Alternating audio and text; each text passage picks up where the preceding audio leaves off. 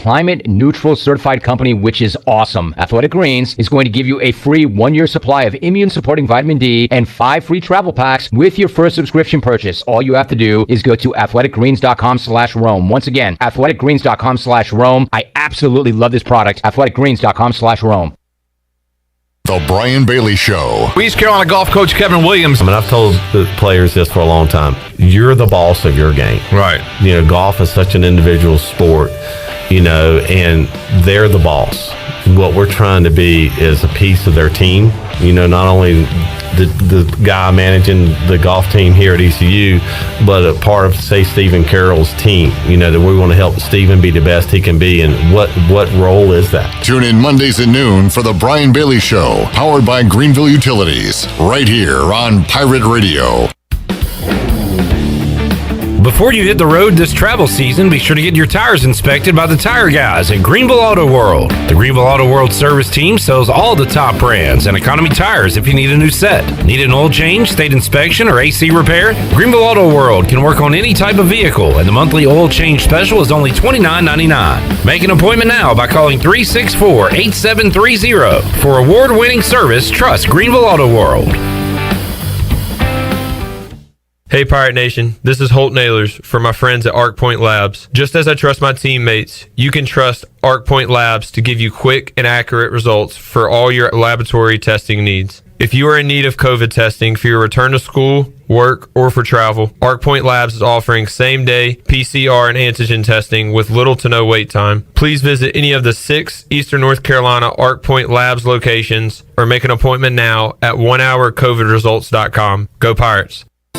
Winslow's Deli and Tavern has a new look, along with a great lunch and dinner menu. Open Tuesday through Sunday for lunch and dinner, plus brunch starting at 10:30 on Sundays. Winslow's is located on 5th Street beside the State Theater and features daily drink specials with 2 outdoor patios perfect for this warmer weather. Follow Winslow's on Facebook and Instagram for special events and daily specials. Winslow's Deli and Tavern on 5th Street in Greenville. Welcome to U.S. Cellular. Yeah, hi. I want a new phone for free, but not just any phone. I want the newest, fastest, most storage holding 5G unlimited data using phone in here for free. Sure, your choice. Really? Yep. At U.S. Cellular, we put you first. So choose any phone from any brand free. Plus, get unlimited data for just $30 a month. U.S. Cellular, America's locally grown wireless. Terms apply. See uscellular.com for details. We all love using Uber Eats, DoorDash, and grocery pickup. It makes life so much easier. Well, now there is cellular delivery, and the team at Cellular Warehouse has perfected the process. They will deliver your new phone right to your door with all your information loaded on the new phone. And the best thing is there is no charge for this awesome service. And you don't have to waste half the day sitting in a Cellular store. Call Toby Williams today at 252-799-7051 and let his team of experts make your cellular delivery today. Cellular Warehouse, your local U.S. Cellular authorized agent, serving all of Eastern North Carolina. What's the big deal? Where can you get pizza, bread twists, specialty chicken, and more for just $5.99 each? Is it at Domino's? He hands off hand toss pizza and a marble cookie brownie. He's going! There's a lot of variety on the radio and at Domino's too, where you can mix and match 2 or more. $5.99 each at Domino's. 2-item minimum. Pan pizza, bone-in wings, and bread bowls will be extra. Ask for this limited time offer. Prices, participation, delivery area, and charges may vary. The convenience of Pitt Greenville Airport is waiting just outside your front door. Service is back, so you're connected to destinations worldwide through flights from American Airlines. Plan your next trip. Book your flights today at flypgv.com or aa.com. Avoid the long check-in lines and congestion at the big airports and fly local at PGV. Fast, convenient, and close to home, PGV has more American Airlines flights. Book today at aa.com. PGV, where the pirates fly. This is Pirate Radio, WGHB Farmville, 1250 and 92.7 FM Greenville, WDLX Washington, 930 and 104.1 FM Washington. Can you be quiet, please? Thank you. Welcome to Pirate Radio Live. There's local politics, bud. I don't care about the weather. I can't control the weather. Don't want to talk about the weather. Sustained effort and violence? No, please. No. Please, everyone be quiet. Was that supposed to be funny? I got a little taco meat on my chest. Cool, neat story. I want to shake his hand. I want to shake his hand. I want to shake his hand. I want to shake his hand. Family, Let's get the pumping. Now live from the Pirate Radio studios in the heart of the Pirate Nation, here is your host, Clip Brock. All right, it is a Friday edition, a free beer Friday edition of Pirate Radio Live. We got some Busch Latte to give away here on this Friday. We'll do that in hour number 3. We got a lot of guests to get to, a lot of different topics to hit on today's show. As you are tuned in to Pirate Radio 92.7 FM in Greenville, 104.1 in Washington. We're on 1250 and 930. You can find us online, pr927fm.com. And watch the show on Facebook Live and YouTube. Subscribe to Pirate Radio TV on YouTube. And also check us out on Facebook Live. And you can chime in there with your questions, comments, concerns. Also, a question of the day. I saw that Auburn was putting up a Frank Thomas statue. So I asked the question, if East Carolina was to erect a statue of a former Pirate athlete, who should it be? Got a lot of replies on that, and we'll run through those on the show. And if you'd like to chime in on that question, you can do so right now on Twitter or on Facebook Live, and we'll talk about it and get comments on that. Shirley Rhodes is here. We are tie-dye twins today. Hello, Shirley. The content junkie is back as well, CJ Schaefer. Yeah. Now? Yeah. Chandler Honeycutt's here on a Friday. And I don't know what's going on, but Vince is here. Hello, Clip. Anytime Troy's here on a Friday, I get a little nervous. It's either really good or really bad, right? I think this is good, right? Yeah. Can we talk during the break? We're going to take a small ride. Do we need to talk? A small ride? That sounds even worse. Is somebody going to be in the back seat directly behind me? I'm just kidding. This as opposed to a large ride? What would that be? True. I should say short ride, yeah. Probably small rides. Not the right terminology there. I know what you meant. Still a little dehydrated from the day. Sorry about that. All right. Boss is in. Chandler's in. Speaking of, you were talking about statues at ECU. Yeah. I don't want to get off on a tangent on this, but I would like to make the point. It's funny we're talking about statues at ECU because a lot of people that you put a statue up, their names aren't even in the freaking football stadium. Oh, no. So don't get me started on how we don't even recognize our best football players. Let's save it. Because the old regime only went by, if they have to be an All-American. Our best football players still aren't recognized in the football stadium. That is a hot button issue. I would just like to state that as a fact. Yeah. And maybe we can fix that one day. You've been working on it, but to no avail to this point. Not for a lack of trying, I will say. Yeah. All right, so gentlemen, by the way, Amen's quarter. Is this Amen's quarter? I don't know. What does that mean? Masters? Yeah, but why would this be Amen's corner? What's the? Don't they? Is that where they did the post round interview with the champion? You mean Butler's Cabin? Butler's Cabin. That's why I didn't get it. Jeez. Sorry. That would have been a great joke if you said, "Is this Butler's Cabin?" Yep. Is this Butler's Cabin? And I would have known what you meant. Amen's quarter. How many that beers is actually a whole today? Are you okay? Yeah, I'm good.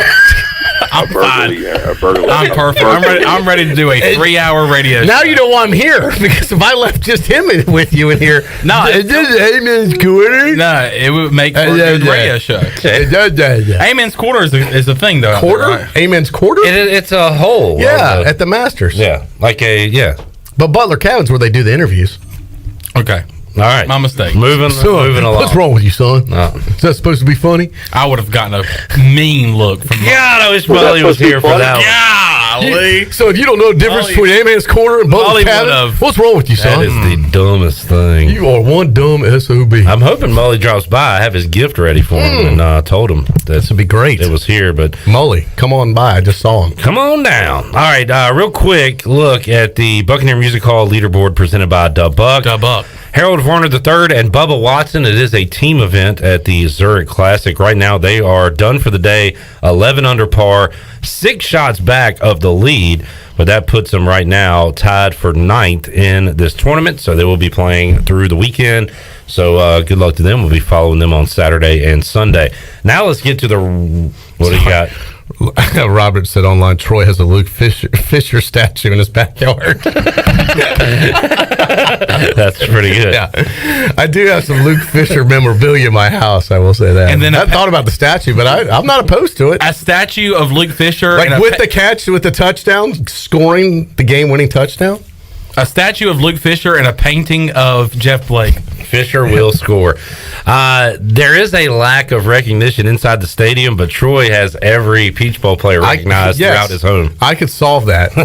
Like, they don't need to hire anybody. Just, I'll do it. Volunteer. Yep. There you go. Yes. All right. Real golf story of the day. The Pirate Radio team was out there, Troy D., and this event was for Riley's Army. Riley's Army, they raised a ton of money. And I heard a stat. I was talking to someone with Riley's Army. Should we consider it? This is a stat to consider. The stats to consider. And they said, like, if they didn't do this tournament, it would be 600 less families that they could help in the area. And Riley's Army is a local charity, by the way. It's not national, so everybody helps usually in this area.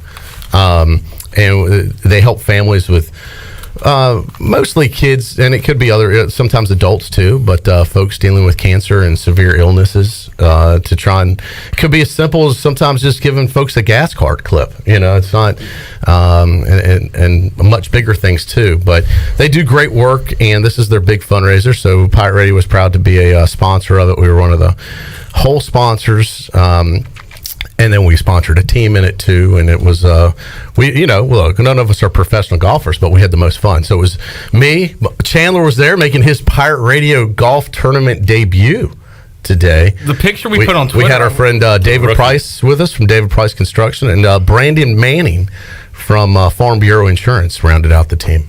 The picture you put on Twitter, I'm not even looking at the camera.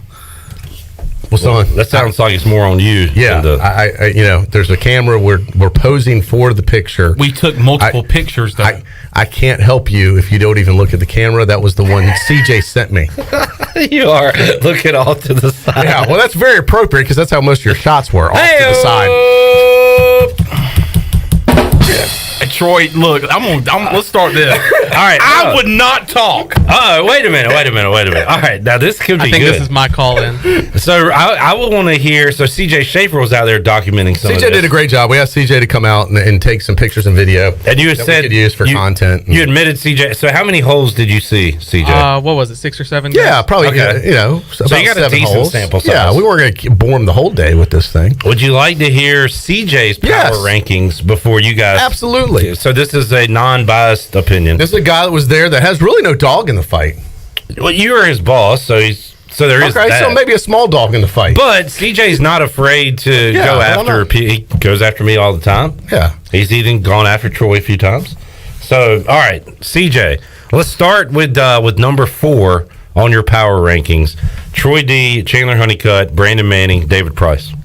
Unfortunately, I'm going to have to put Brandon Manning at number 4. I think the best tee shot he had that I saw was unfortunately the one that I left right after he shot it. So other than that, it was a rough start. Yeah, he got better. He took a while to warm up. Let me just say that he was very slow out of the gate. Okay, he got better. Fair evaluation. All right, who's coming in third?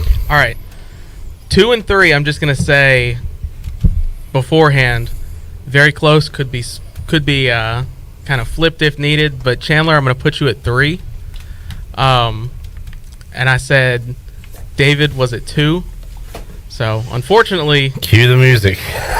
Fortunately, you guys know what that means. You gotta be kidding. Do you believe in miracles? I started hot, man. I started hot. I will say this. It was an unbelievable start. I will say this. And I will say, when I play from now on, CJ is going to be with me and follow me around and document everything. Because as long as he was there, I was doing great. See your caddy? Now, I think everybody was in agreement the first few holes that they were definitely playing off of Troy. No, the first three holes we took Troy's drive. Now it didn't go any damn where. It didn't go far. There he is. But it was sounds a little angry. But it was straight. It was. No, he looked really. His tee shots looked really good. The first four. Kind of like the senior tour. Just keep it. All you gotta do is keep it in play, keep it down, and it went far enough. But you are eligible for now. Correct. And I feel like an old person out there. So Troy D, top golfer. Wow, thank you, CJ. I appreciate that. Chandler, what do you think about that? I mean, I could see why, because he wasn't out there the whole time, but we got better as the. I will tell you, this guy didn't even play a couple. That's not true. Somebody's lying here. Who's lying? I played the holes. I let Brandon take one of my drives because I didn't want to hit it into the water. There was and then he hit it in the water, and I said, "Thanks for taking that for me, so I didn't have to lose my ball." There was one hole where you did not. Well, there was one also. We had a T-buster, and it was already far enough up. So now we're getting. Yeah. But after, I will tell you, like the last few holes after I ate that ham cheeseburger and I started to get hot, I started to fade a little bit. So I was definitely strong out of the gate. And I had some bombs off the tee though, didn't I?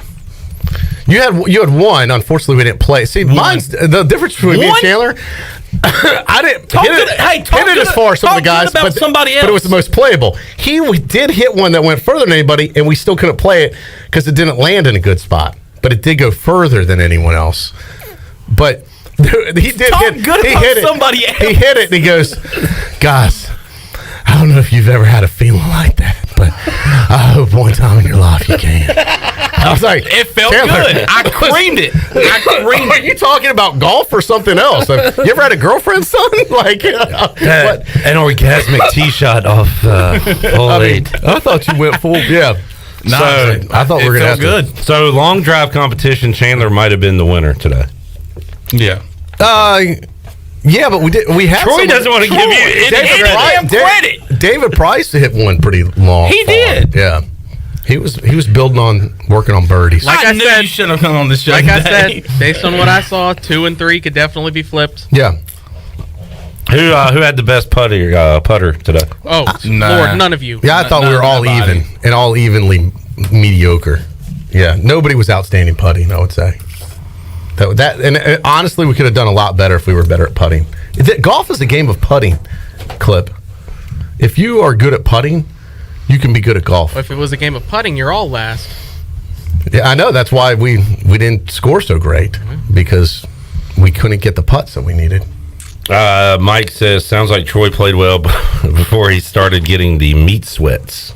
That's true. Meat sweats. Yeah. And I will say, and I've said this before, and Chandler, the only time I've played golf since this tournament this year was last year at the same tournament. So I'm only playing about one time a year in a Super Bowl tournament.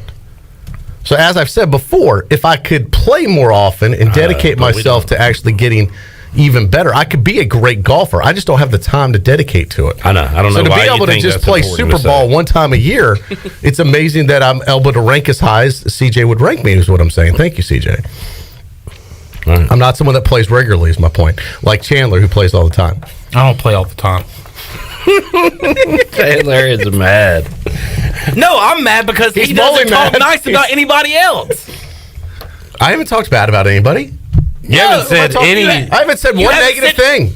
You haven't said anything nice either. See, Chandler, this is just like a male-female argument here. I say one thing, you perceive it differently. There was never any intended slight at you. There was no slight. Right. Then why are you so angry? You're not saying anything nice about your teammate. Hey, David Price. Not even Brandon Manning, David Price, or anybody else. I said they came on strong. Like, what are you talking about? I said David Price had some great drives. I said the one thing we didn't do, none of us putted great. No, we did not. You seem very defensive. No, everything's fine. That's what somebody says when everything's not fine. All right, so everybody okay relationship wise? Chandler, are you good? Oh no, we had the most fun. No, okay, good. Being serious, we had a great time. Oh, by the way, you had a good score, right? 6 under. 6 under. Yeah. Well, not a good score. That's average. Average. Yeah. Mike was the winner. Mike Mullis was that. I don't know. They had like some pro guys playing out there. I mean, I'm sure it was like freaking 20 under. I do know. I talked to Mully afterwards, and he said that his team shot 15 under. Yeah. So I mean, respectively, considering how little we all play, we did very well. All right. Considering where we're at, and now if they graded it like on a curve, like if they put everybody's golf handicap in there, we'd probably be in the hunt. And originally they were going to do that, but they decided not to. So then it kind of penalizes players. Like if you take into the account the golf handicap, and let's say ours is 25 plus or whatever, that would help us out a lot when it came to the score. All right, I'm happy you guys made it through the 18. Yeah, nobody under par. Yeah, nobody got injured. Yeah, there was a couple close calls with the golf cart incident that I don't want to get into, but we were good. All right, Brandon distracted me, and there was a little ravine. And what was the cart duo situation? So I was with Brandon, and I was driving. How did that go all day? You and Brandon got along?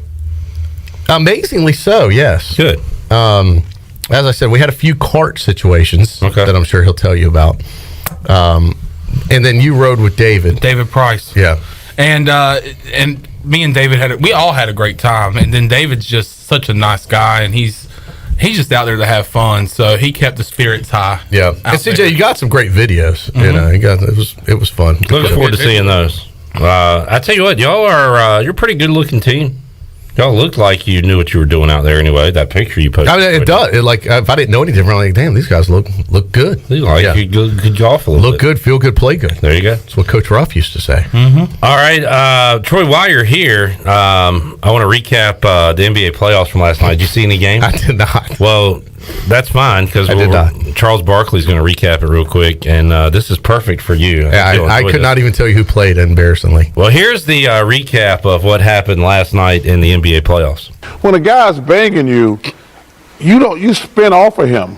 Those are the worst defenders to play against, actually, because if you can feel their body, come on.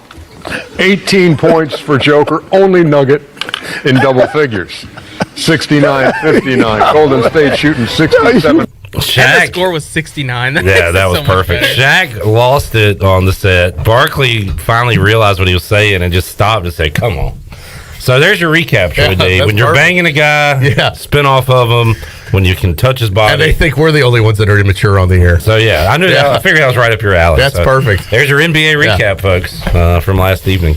All right. I need to start watching the NBA. Well, or maybe not. Or maybe I don't need to watch the NBA. Don't let your kids see it. This games only after 11 p.m. Yeah, we will do. Yeah, that was late night. We will do. We will talk a little NBA on today's show. We got to get to Brian North. Anything? By the way, Pirates playing? Yeah, I'll have to check that out as well. Anything else, Troy D? Before we take a break here. No, Chandler. Thanks for being on the team. No, I do want to. Glad you made the cut. No, I do want to. I do want to say thanks for letting me play, and I had a great time today. And hopefully we can do it again next year. It was fun. If Tony Collins cannot play. Yeah, well, and truthfully, I asked you before him. Oh, wow! Don't tell Tony. I wanted you to play with us. That's breaking news. Yeah. No, you weren't an alternate. I had you penciled in. I just didn't tell you until the day before. Well, that's what I was thinking because they had my name. I know. They had my name. I put your name in Tuesday, and I forgot to tell him that he was on the team. And he texted me Thursday. Let me know if I can still play. I said, yeah, you're good. But I like the way you went about it. He felt like he had something to prove. You know, you're kind of But I gave the names in Tuesday because I knew you were willing to do it, and I forgot to tell you. Oh, by the way, you're in. Thanks for letting me play. Yeah, man, it was a good time. All right, CJ, seriously, I need you with me whenever I play. It's a good luck charm. Videographer, photographer, caddy, whatever, handler. You can whatever title you need. We'll get you a golf cart this time. He was riding on the back. He was riding on the back of me and David's golf cart. They called CJ my genie because as long as he was around, I was playing good. Well, that's classic Troy D. You might struggle, but when the lights come on, time to shine. That's right. That's what David Price said. Yeah, time to shine. Take that camera off of Troy. He's hitting it all over the place in the woods. Just an average Joe. All right, good stuff. Troy, we'll see you Monday. Sounds good. Appreciate it, guys. A lot more to go on Pirate Radio Live. Brian North, for some reason, is in Atlanta going to a Braves game tonight. We'll see if we can hook up with him on the phone, get you ready for your sports weekend. We'll have an update on ECU Tulane and a whole lot more when we return on Pirate Radio Live. More to go after this.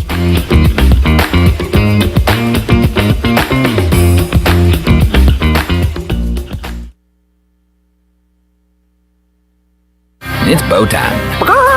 Yep, it's eating time again. Now you could unload groceries, chop, dice, mince, preheat, heat, slap around the smoke detector, and then celebrate with a big old pile of dishes. But if you're tired of cooking, or tired of sorta cooking, it's time to feed the whole family with Bojangles Fried Chicken Family Meal. With Bojangles' famous chicken, fixins, biscuits, and tea, you can forget the cookbook and spend some well-earned quality time with a delicious dinner from Bojangles. It's bow time. Hello, Eastern North Carolina. If you're looking for a great place to work with competitive pay and advancement opportunities, Pitt County Schools is hiring. We employ over 3,000 people, and we're one of the largest employers in Pitt County. Pitt County Schools is currently seeking teachers, bus drivers, school nutrition personnel, facility staff, custodians, clerical staff, and more. We offer advanced leadership opportunities for our educators and competitive pay for our skilled labor force. Come work for a diverse, thriving school system and be an important part of ensuring success for the students of Pitt County who are the future of Eastern North Carolina. To fill out an application, visit our website today at pittschools.org. That's pittschools.org, or go directly to our job postings at bit.ly/PCS employment. That's bit.ly/PCS employment. Pitt County Schools, engaging, empowering, and elevating every student and every staff member every single day. I can't think of anyone who doesn't love a clean car, but how often do you actually go to the car wash? Does it take too long, or maybe it's just not a very nice place? Tommy's Express changes everything. Our wash is bright, inviting, clean, and fast. I love the flat conveyor belt. So easy to pull onto, much smoother ride, and safer for my car. And when you join Tommy Club, you can wash as often as you like for one low monthly price. I save money and time. We're Tommy's Express. At the corner of Greenville Boulevard and Red Banks Road, Greenville. Experience next-level adventure with Kawasaki Terex KRX 1000 sports side-by-sides featuring a combination of trail-taming power, sporty performance, and rugged capability. Whichever Terex KRX 1000 model you choose, you'll experience the ability to take on the toughest trails with unmatched comfort and confidence. Kawasaki Terex KRX 1000, your world, your adventure. See them today at Ron Ayers Motorsports, Highway 11, north of the airport in Greenville. Safety comes first at Greenville Utilities. Did you know that by itself, natural gas is completely odorless? As a safety precaution, a chemical is added to the gas that gives it a distinctive and unpleasant odor. This allows you to detect the slightest amount of natural gas both indoors and outdoors. If you smell a strong odor of natural gas in or near your home, you should immediately call Greenville Utilities. GUC maintains staff around the clock in order to provide immediate response to emergencies such as natural gas leaks. You can count on GUC to keep safety job number one. This is Mark Washington with Max Sports Performance at Max Fitness. Our facility has reopened and is following all safety protocols. The best thing you can do to strengthen your immune system is, of course, to work out and exercise on a regular basis. I can assist you as your performance coach. You can also enjoy the benefits of a private facility. Avoid the crowds and work out at Max Fitness. Now is the time to get healthy. Max Fitness, just off Highway 43 in the old Ace Hardware building behind Speedway in Greenville. Call me, Mark Washington, 902-4877. While you're sleeping, our whole hogs are slow cooking over wood to create that bite that Eastern North Carolina is known for. I'm Sam Jones, and for more than 3 generations, my folks have been the torchbearers for what whole hog barbecue is supposed to be. At Sam Jones, you'll find plenty of smoke, but no mirrors. Everything, and I mean everything, is made fresh daily, including our sides, sweets, and sauces. Come on over and see us at Sam Jones Barbecue, and I bet you'll be able to taste our passion in just one bite. Sam Jones Barbecue, Fire Tower Road. Pirate Radio. Go Pirates! Go Pirates! Arr! Yeah. The voice of the Pirate Nation.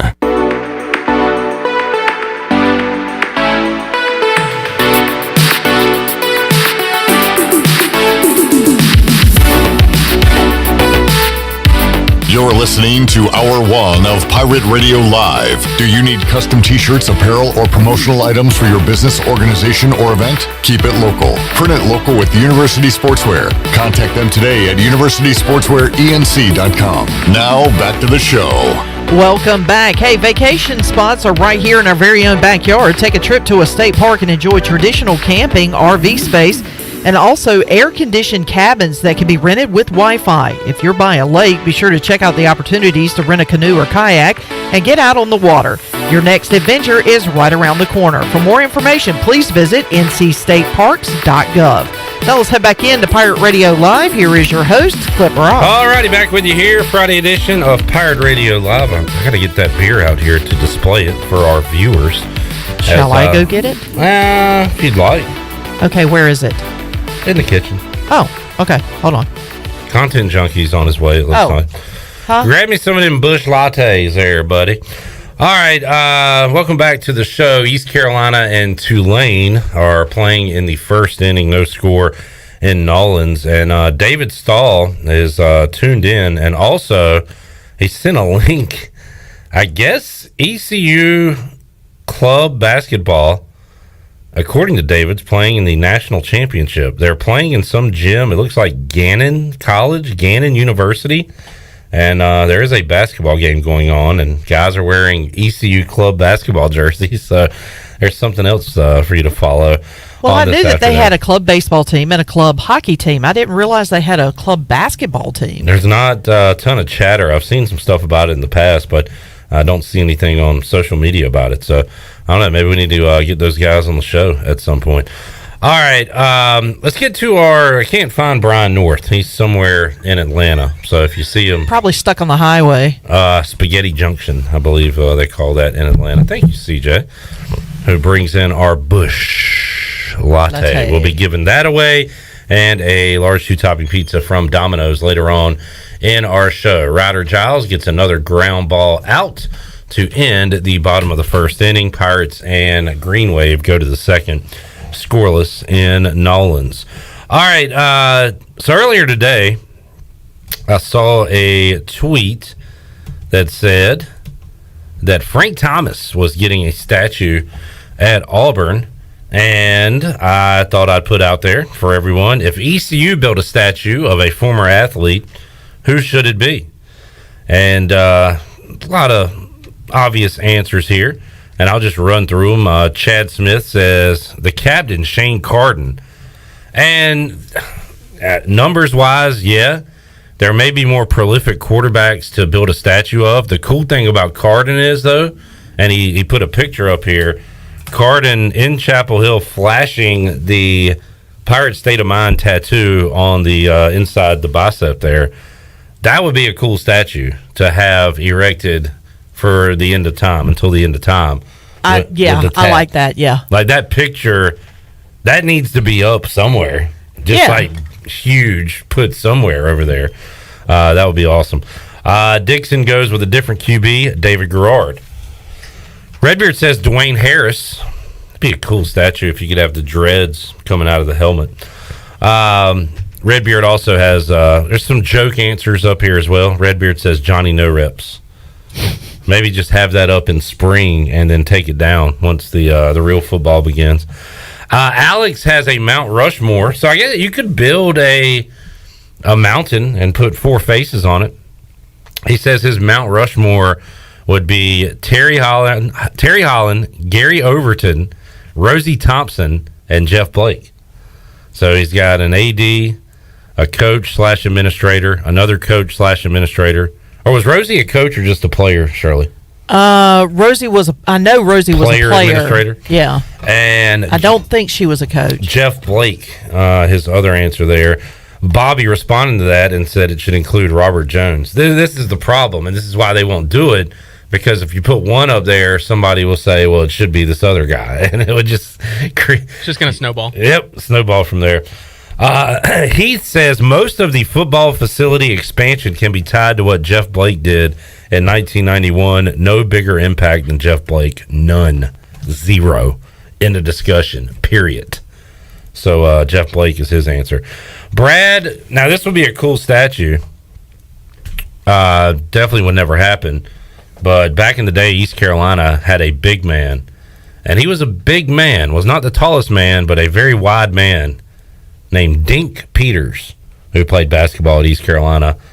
Brad, I'm for that, but I don't see that being the statue. See, when I think of a statue, I think of... what do you think of when you think of a statue? When I think of a statue, well, I kind of look at it from 2 ways. Obviously, you want a familiar player, someone that everybody can identify with in one capacity or another, but... which is why I think the Shane Carden one works, because you want to go with an iconic pose. Not only is so that like for that one, or like say for example the Luke Fisher touchdown. Right, you're not only memorializing the player, but the moment. The moment. Yeah, yeah, and that's why I think Shane's would make the most sense from that standpoint. And somebody said Blake and Fisher together. And I like the idea of a dual statue, but really, what if you just had a statue of Luke Fisher, parallel to the ground? Yeah, holding out a ball. Everybody knows that moment. I think anybody who's a Pirate fan that has grown up a Pirate fan knows the history of ECU football, knows that moment, and those in recent memory know the moment of Shane Carden flexing the tat. I think at the very least, everybody's seen the picture and they're aware of the context. Right. Which is why I think that would make the most sense to me from just the statue. I mean, picking the person might be a little, difficult because, like you said, it's if you pick one, you got to pick them all because there's so many to choose from. But if you're in the context of picking a moment that you can identify, that's iconic to the university, I would say probably those two stick out the most. Robert says not an athlete, but Steve Logan. You could memorialize the man and also the, I guess, iconic pose. You could have him on a knee, right? On a knee, on the sidelines. Yeah. On the far end of the sidelines. So the team is this way. The statue would actually be like off campus. Yeah, exactly. On Greenwood Boulevard. That's a great idea. Under the train trestle, just on one knee. Yeah, he's just down there. Worrell JT says, big guy Matt Maloney. That'd be a cool... That would be a cool one. Little statue. Little skinny statue. PD says... He didn't say PD, which is surprising. Shame. PD says Travis Watkins. That's more of a moment as well. I think the only other one that's sticking out in my mind is just a picture. It's not necessarily a moment, like in a game, but just a picture, which is the picture of Keith LeClaire with 1 foot on a step in the dugout. Yeah. Like that have that outside Clark LeClaire? Yeah. That would be cool. Just have that one picture that you see. You probably see it more often than not of when you see Keith LeClaire or anything associated with him is him standing in the dugout with 1 foot on a step and kind of leaning forward. I would think that would be, to me, those three moments. I'm starting to think of moments and just still shots, and there's a couple of Jake Agnos' ones where one he's hulking up. Oh, yeah. And the other when he's tipping the cap after the state game in the regional. Mm-hmm. That would be a cool statue. Sam Hickman says Nick Johnson. Hey, he had the big interception in the Virginia Tech game. Almost scored a touchdown. Christiana says Zay Jones is the only right answer. Now, here's one from Quack. At Donald_Duck 217. So I think this is the actual Donald Duck. He says Carter Cruz. Now what pose are you going with that one for a statue? That's all I'm saying. What's the all-time iconic Carter Cruz pose? Ask Troy. You're not going to answer that? There are probably several you could choose from, but what would be your go-to? J.O. Kraft says Morris Foreman, Mofo. That'd be cool. That would be a good one, but once again, to me, it's a moment. It's a moment captured in time. Tom says... I would not disagree with Mofo, though. LaShawn Merritt, Olympian. I mean, if you're going to go with Zay Jones, you got to go with Justin Hardy, too. He was said by some. Leprechaun says CJ2K. If you could have the stat, here's a moment, Shirley. Yes, I think I know Chris which one. Johnson running, and then a side statue of Greg Hudson going that way, pointing. Yes, absolutely. That's a great one for you. Taylor P says the Cran Man, Marcus Crandall. Andrew also said Chris Johnson. Zach also said Jeff Blake. Trevor says Justin Hardy. Skull Pirate says Dwayne Harris.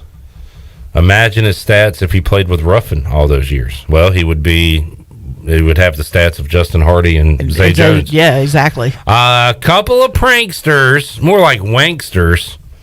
B. Pays said Lucas Thompson, as did Brooks Dixon. Well, Lucas Thompson, there would be no statue. It's But that just is the there. moment. It's not gone. There's It's the gone. moment. Well, yeah, there's you the can have moment. him in that weird, ugly ECU hat and his Under Armour jersey. And then you have a statue of like a cloud of dust right beside him. Lucas Thompson, the most famous Pirate to never come. He was in the Under Armour All-Star game on ESPN, and Brooks actually did. Do you younger Pirates remember this? CJ, remember this? I don't. I do. I remember that very well. Committed to ECU on live TV, the safety, and never saw hide nor hair of him here in Greenville. He literally disappeared. Well, he didn't literally disappear, but as far as we know, we never saw him. We don't know. As far as East Carolina fans go, he literally disappeared. Is it similar to the Mike Trout situation?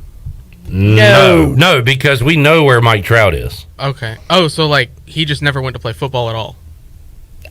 We don't know. We don't know. We don't. We cannot confirm his whereabouts. We just know he did not play football here or any other D1 school. Very odd. So, yeah. But to have him say that on live TV during a Under Armour All-Star game was pretty cool. We'll always have that moment. Trey has one. Good player, but for a brief time. He was part of the rebuild of Pirate football post John Thompson. Andre Allison. And not only do you have the player, but you have a moment where he flips into the end zone. That's right. He did that flip into the end zone. Now, that was during a spring game. Yep. He also did a dive into the end zone against West Virginia, and they called the worst unsportsmanlike conduct penalty of all time. There was literally a guy chasing him, and he dives into the end zone, and they called him for taunting or something. It was a terrible call. But Andre Allison was a playmaker with James Pinckney in the early Skip Holtz days. All right, so there's some answers. I like where you were going, Shirley, that not only, and you could do one for a player, but I kind of like a statue of a moment too would be cool. Like for the Braves, like the Sid Bream slide, like a moment for East Carolina, the Luke Fisher touchdown, the Shane Carden flex. Or Keith LeClaire in the dugout. Justin Jones, make a statue of him up here. Oh, yeah. And like 8 Tulsa players around him trying to catch a ball in the end zone. The Hail Mary, hell yeah. Yeah, that's what they said on ESPN, right? Yep, that's Hail right. Mary, hell yeah. All right, CJ, who are you building a statue of? Wolf. So I like. Go ahead. Hakeem Richmond. Game-winning 3-pointer. Oh, yeah. Have his follow-through as the statue. Yeah. CIT champion. That's right. I like that. Buzzer beater, yep. When I think of statues, I'm kind of with Shirley, where I picture statues of not only an iconic player, but an iconic moment that everybody remembers. So I think the wow, I lost my entire train of thought. You think about it, but are you thinking of it? Did it jump the tracks? It sure did. No survivors? Wow, everything is out of my head at the moment. What a plot twist. How about this one? How about Skip Holtz up on that platform when they got presented with the Conference USA Championship holding up the trophy with all the fans standing around him on the field. How about Skip Holtz at the USF podium putting up a Go Bulls? Oh, no. No? Okay, fine. No. No, please. No. Chandler, who you got? Statue.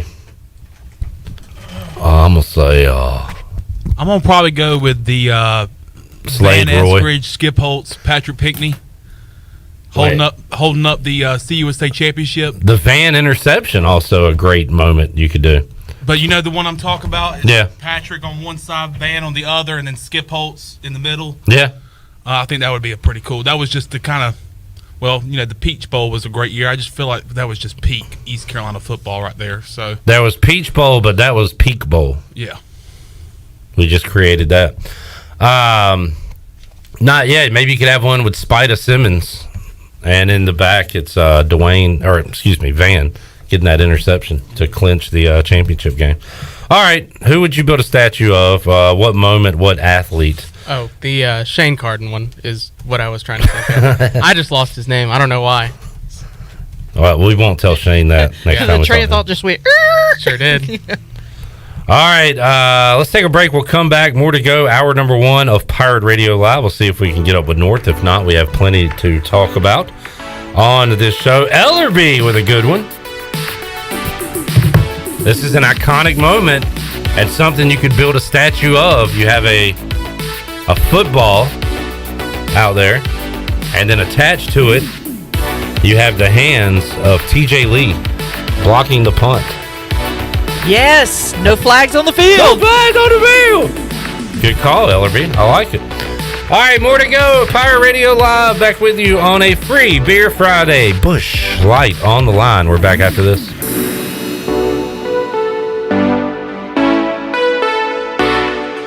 At Jimmy John's, we don't make sandwiches. We make the sandwich of sandwiches. We use fresh veggies because we don't hate salads. We just feel bad for them. We make our sandwiches exactly how you want because you're the one who's eating it. And we bake bread all day, every day because stale bread isn't bread. It's croutons. Sandwich history is written by the victors. Good thing we have legible handwriting. Jimmy John's, the sandwich of sandwiches. Order pickup or delivery on the app. The Buccaneer Music Hall is your beacon of music in the land of pirates and ENC. Open 7 days a week from noon until 2 a.m., the Buck features live music every night of the week. Tuesday is karaoke with DJ Captain Morgan. Wednesday is acoustic night. Thursday is the DJ dance party. And Friday and Saturday nights, it's live bands. Check out the Buck's Facebook or Instagram page for more information. The Buccaneer Music Hall. We'll see you at the Buck. You've worked hard to make your business successful, and that's why it's really important to always have a bank in your corner when you need them. This is former ECU baseball player Ashley Capps from First Bank, and our experienced team of local bankers includes Lee Watson, Bonner Latham, Chris Richards, Josh Hooten, and Heath Nisbet. To get the business services that are right for your business today, come and see someone on our team at First Bank on Arlington Boulevard here in Greenville. First Bank, together with our customers, we're creating a world where individuals and communities thrive. Member FDIC, Equal Housing Lender. Bring the bright, fresh colors of spring home during Bostic Sugg Furniture's signature Spring Styles event. A little style here, a little color there. Make any room come alive for less. We have so many beautiful ways to refresh your home at savings that look good in any season. Plus, 6 months special financing. Pamper yourself with a new Serta or Restonic mattress and enjoy 48 months special financing with no minimum purchase during the signature Spring Styles event. On now at Bostic Sugg Furniture. Pepper, oh no they didn't! Papa John's just took their signature pepperoni and hand-stuffed it inside that garlic-kissed crust. Oh, now that's an epic pepperoni stuffed crust pizza like no mouth has ever seen! Hey, Pirate fans, the Papa John's Epic Pepperoni Stuffed Crust One-Topping Pizza is only $13.99 and is an MVP move for game day or any day. Place your order online at papajohns.com and sign up for Papa Rewards. Papa John's, the official pizza of the ECU Pirates.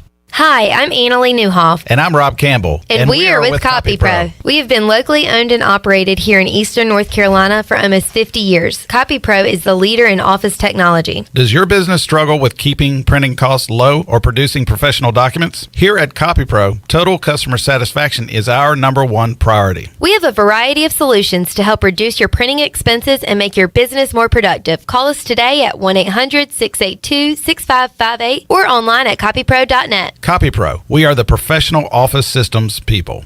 Before anyone walks into your business, the outside is what they see. Make sure your first impression is a good impression with the right curb appeal. Hi, this is Daniel Andrews from Dan Andrews Lawn Service. We specialize in making your business look great. Let us handle all your professional landscaping needs. We do it all so you don't ever have to worry. Residential services are also available. Call us today at 717-8006 and we'll come out and give you a free quote. Taking care of your landscaping needs is all we do, and we've been doing it for over 20 years. You can trust our reliable team at Dan Andrews Lawn Service, covering all of Eastern North Carolina.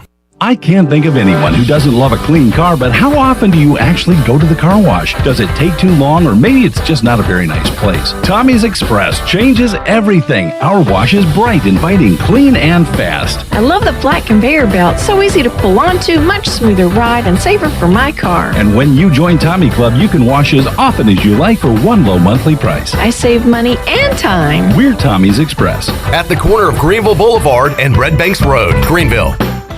What's up? This is Bryson Worrell, and you're listening to Pirate Radio, the voice of the Pirate Nation.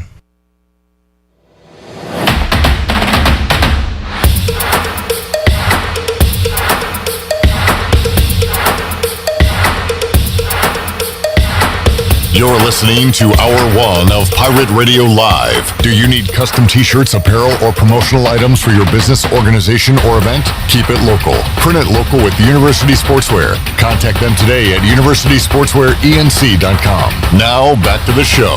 Welcome back. Need some beer for the weekend? The Jarvis Street Bottle Shop near Christie's Euro Pub is a specialty shop selling craft, domestic, and import brews, along with wine and growlers. The Bottle Shop offers monthly beer and wine tastings featuring rotating North Carolina craft breweries, along with live music and discounts. Stop by Tuesday through Sunday or check out the Jarvis Street Bottle Shop on Instagram, Twitter, and Facebook. Now let's head back into Pirate Radio Live. Here is your host, Clip Rock. Back with you on a Free Beer Friday edition of Pirate Radio Live. Bush Latte on the line also. Some Body pizza once told me the world was gonna roll me. Lars taught I me ain't the sharpest tool in the shed. Lars taught me pizza from Domino's also on the line. And hour number 3 of today's show. We're in a good Friday mood. Chandler has already played 18 holes today. Feeling good. Feeling good. I had to go get I guess I'll mention it. Bang. Get a bang. No free ads. I know our guest coming up at 4 o'clock, Tony Dunn, is a fan of these. So maybe he'll have one too. But I needed one. I just, 18 holes of golf will wear you out. It'll take something out of you. Ellerby has another good idea of a really good player, but also an iconic moment. And by the way, Ellerby, if you're tuned in, stay tuned in because I owe you an apology, and I'll give it to you in just a moment. Larry Shannon, yellow towel, scores the touchdown in Charlotte against NC State and had pre-planned his celebration, pulled out a yellow pirate towel and started waving it around in the end zone, and then got in trouble with Steve Logan for doing it, but it was a cool moment. I have another one too. This was Holton Ahlers' first year in the purple and gold against Carolina, and there is a picture of him going like this after a touchdown. I think it was his first touchdown. Very first touchdown as the ECU Pirate, rushing up the middle, and he's going like this. I think that would be a good one too. That was against Carolina, wasn't it? Yes. It was against UNC. It was against that was in, I want to say 2018. Yeah. The year we had a hurricane come through, remember, and we wore the against Old Dominion, the pretty cool North Carolina, South Carolina. Yeah, Carolina Strong. Yeah, that was a pretty cool logo there. That was the same year. I put out on Twitter, if ECU built a statue of a former athlete, who should it be? A former athlete responded to that. I just got the first reply of somebody saying me. And this is someone that I said we mentioned his name, or y'all mentioned his name. Yeah. Akeem Richmond said me, of course. Hey, Akeem, I said it last segment. Follow through. I love that his name is Akeem Richmond Shooting Coach. Well, he now has 2 accounts. He has his Akeem account. He has his Akeem Richmond Shooting Coach account. Okay. So I would go to Akeem Richmond Shooting School. Shooting School? If I was a youngster coming up. Because he, unlike anyone in ECU history, could absolutely stroke it. Lights out. The year after the CIT, when Paul and Kemp left, and did everybody leave that year? I think Sampson might have come back, but Ty Armstrong, Sampson went to Georgia Tech. Was that after CIT? I want to say it was the very next year. It was a pretty depleted roster. You had Prince Williams back, I remember. But Akeem, basically the only reason you went to games that year was just to see how many threes he would hit in a game. Yeah, so he was our Steph Curry. That he was. That is a nice segue into NBA and also what's going on in sports on the Buccaneer Music Hall scoreboard presented by Dub. No day baseball on this Friday, so we'll have to wait till this evening. A lot of games coming up tonight, including the Orioles and Angels. They'll be playing tonight at 9:38. You can hear it right here on Pirate Radio. So no day baseball to report. We do have some day golf to report. Harold Varner III and Bubba Watson in the team event are 11 under par, tied for 8. They are 6 shots back of the leader heading in to weekend play. All right, let's talk some NBA playoffs as we wrap up this hour. And I am going to go with the same thing I went with last night, I believe, and just take all the road teams. All the higher seeded teams are now on the road. And I took the Grizzlies last night, and I gave up on it twice. I gave up on it in the second quarter when they were down by 20 plus, and then they made a rally to cut it to 7 at halftime. I was right back in it. And then they got down by 20 plus points again in the third quarter and gave up on it twice. Then Memphis goes on a 21-0 run to tie the game. They were down by 21, scored 21 unanswered, and ended up going on it was a 24-2 run. The run in the fourth quarter was absolutely ridiculous. 37-12 was the score in the fourth quarter. And Memphis, and it was some Ja Morant, but a lot of the other guys for the Grizzlies getting involved as well. Desmond Bane had 26. Clark had 20 for the Grizzlies off the bench. Ja Morant only had 16. So Tyus Jones hit some big shots. He was 3 for 3 from deep, and a lot of those were clutch later in the game. And CJ, that series, it's 2-1. But you got to feel after last night it's over. I mean, if you're a T-Wolves fan, how do you even go to the next game? What do you do? The Timberwolves are miserable. Put a bow on this, it's over. It might be over in 5. I don't know. You don't see teams blow 20-point leads often at all, let alone twice in the same game, one in each half. And I've heard people say before, to be a superstar in basketball, there is not a single superstar in the NBA that has, there you don't have a low basketball IQ. Karl Anthony Towns has a low basketball IQ. A lack of situational awareness. Yes. Why? There was a specific play last night. I can't remember who it was. He's going for an offensive rebound. He pulls down, I think it might have been Ja Morant. He pulls down Ja to go get the rebound. First off, you're a center. You have nearly a foot on him. How are you not getting the ball anyway? Second, why are you going for offensive rebounds? The Grizzlies are the best transition basketball team, and I don't think it's really close. You need to get back because you're not a good defensive team to begin with. Here's his numbers last night, Karl Anthony Towns. 8, 5, 5, 4, 5. 8 points, 5 rebounds, 5 blocks. The other 5 was fouls. The 4 was turnovers. But he's got almost as many fouls and turnovers as points, and that can't happen. So they're in Minnesota, though. What does that mean? What he said. Did y'all see that? He also said he was just going to go home and drink some wine, and Charles Barkley absolutely killed the guy on Inside the NBA. He called because his drink of choice is wine. No, because his answers after that game was next question, and then the guy said, how do you bounce back? And he said, go home and drink some wine. And Charles Barkley was like, no, dude,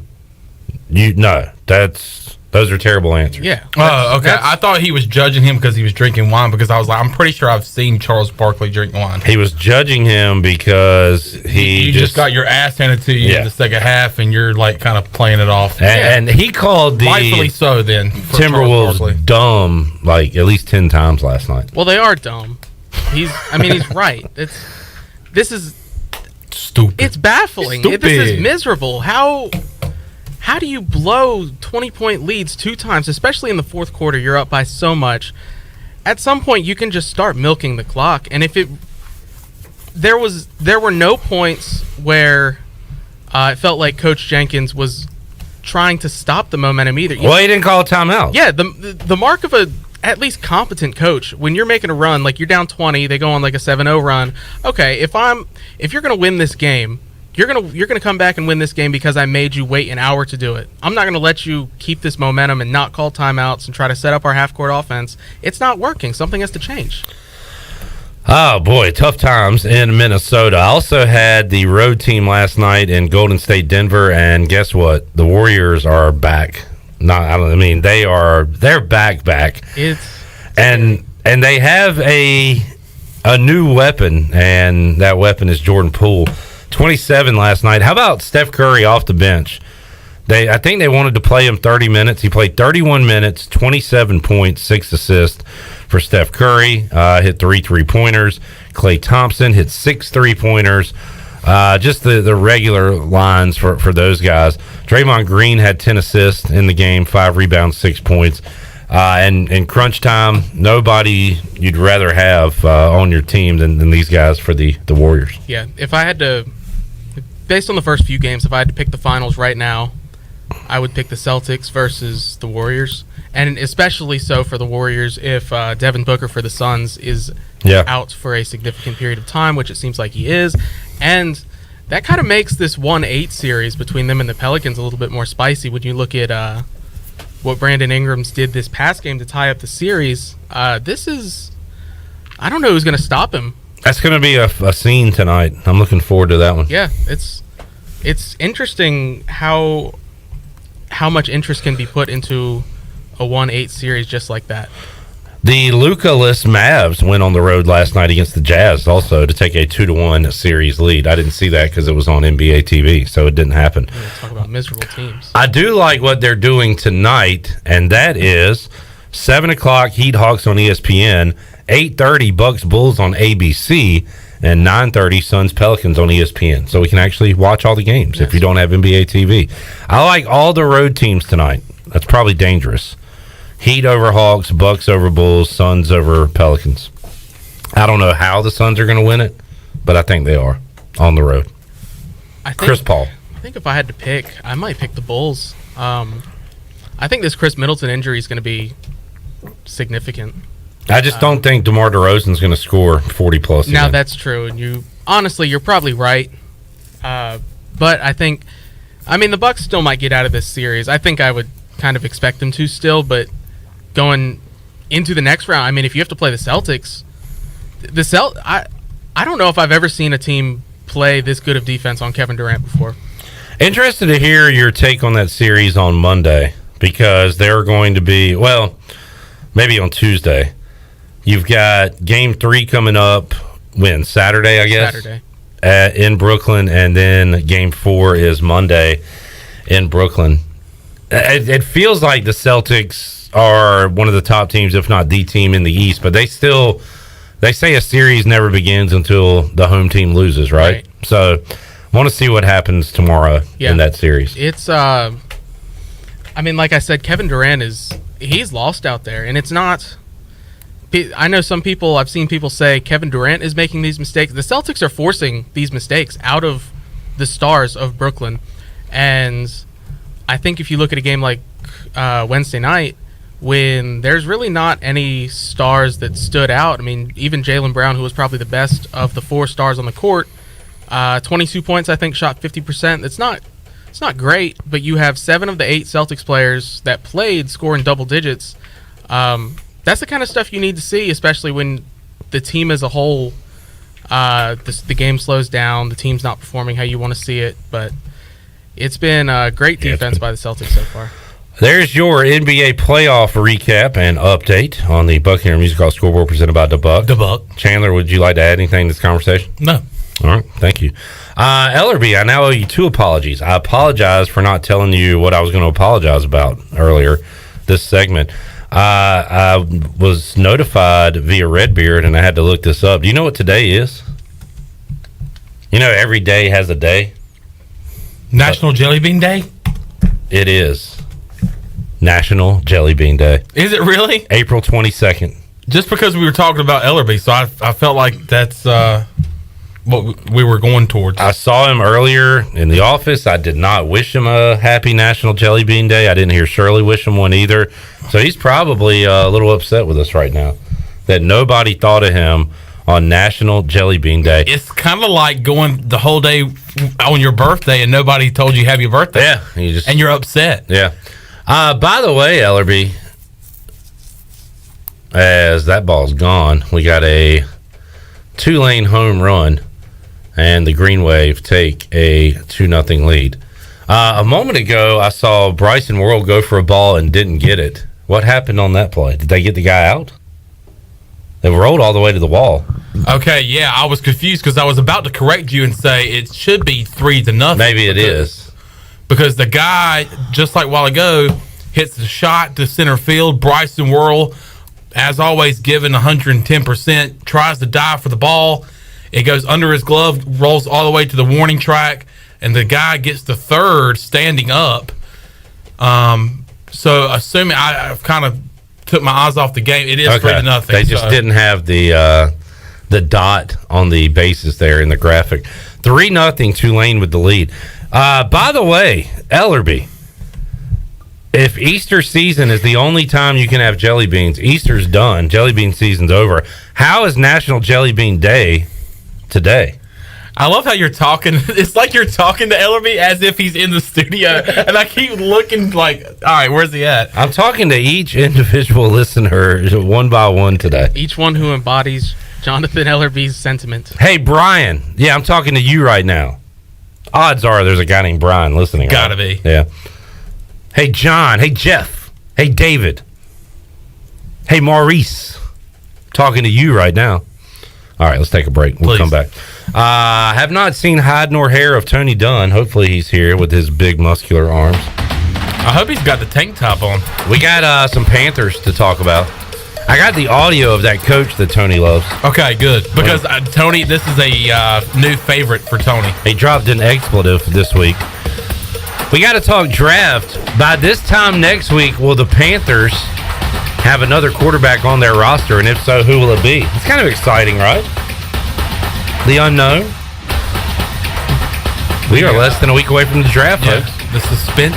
It's killing me. Take a timeout. Hour 2 on the way after this.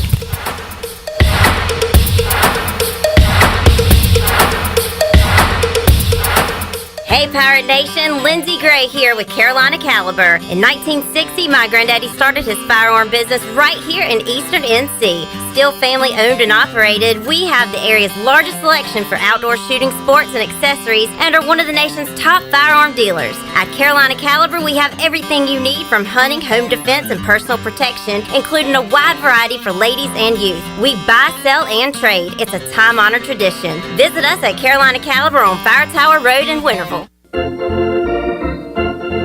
The Wood Ducks are back at Granger Stadium this upcoming week versus the Carolina Mudcats, April 26th through May 1st. Join us for Thirsty Thursdays with $1 natty lights, Friday night post-game fireworks, Saturday giveaway of a 5th season pint glass, and $1 bring your dog to the ballpark on Sunday. Go online to get your tickets in advance at woodducksbaseball.com or at the box office the day of the game. Hope to see you at Granger Stadium all weekend cheering on the Wood Ducks. Go Woodies! In studio with Jeff Stein from Brown & Wood. What's new, Jeff? For service, we're doing touchless pickup and drop-offs. So when you pull your vehicle in, we greet you at the car and open the door for you, but we're putting plastic on the seats. We're having a steering wheel cover put on. We even have shift knob covers now this year. And then we have the customer actually drop the key in a baggie, and they're the next one to touch that key when it comes out of the baggie when they pick up their vehicle. So just want to make sure we take care of the customers that voted us number one. Brown & Wood, your number one dealership in Greenville and the home of the lifetime powertrain warranty. The best burgers around. Everyone loves a thick, juicy, and fresh burger. Tiebreakers in Greenville, plus the all-new Tiebreakers in Winterville do real burgers better than anybody. So don't just go to any burger-themed restaurant chain. It's time to break the chain and eat local. Tiebreakers, real burgers at its best. Everybody loves burgers. The celebration is on. Save the date for Saturday, May 14th as the town of Farmville celebrates 150 years with a Black Tie Gala from 7 to 11 p.m. Music will be provided by the Raheem Walker Project and dinner will be served. Tickets are $75 per person or $650 for a reserved table for 8. All proceeds benefit the Farmville Chamber of Commerce, and to purchase tickets, call 753-4671. Save the date and enjoy a night out on the town at the Farmville Black Tie Gala Saturday, May 14th.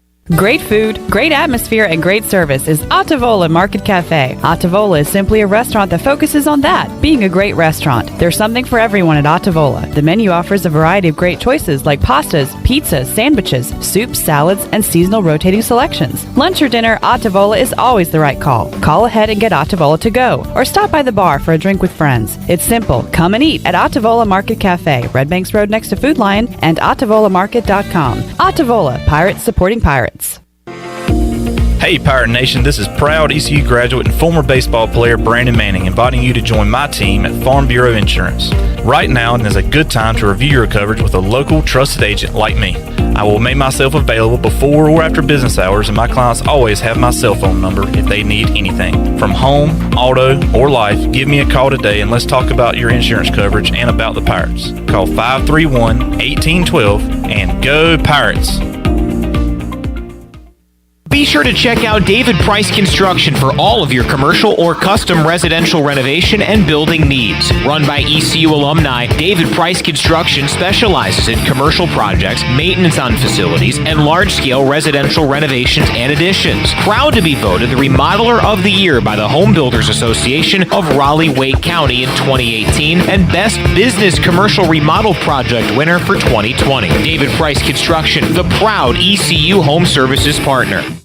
This is Pirate Radio, WGHB Farmville, W224EI Greenville, WDLX Washington, and W281CH Washington.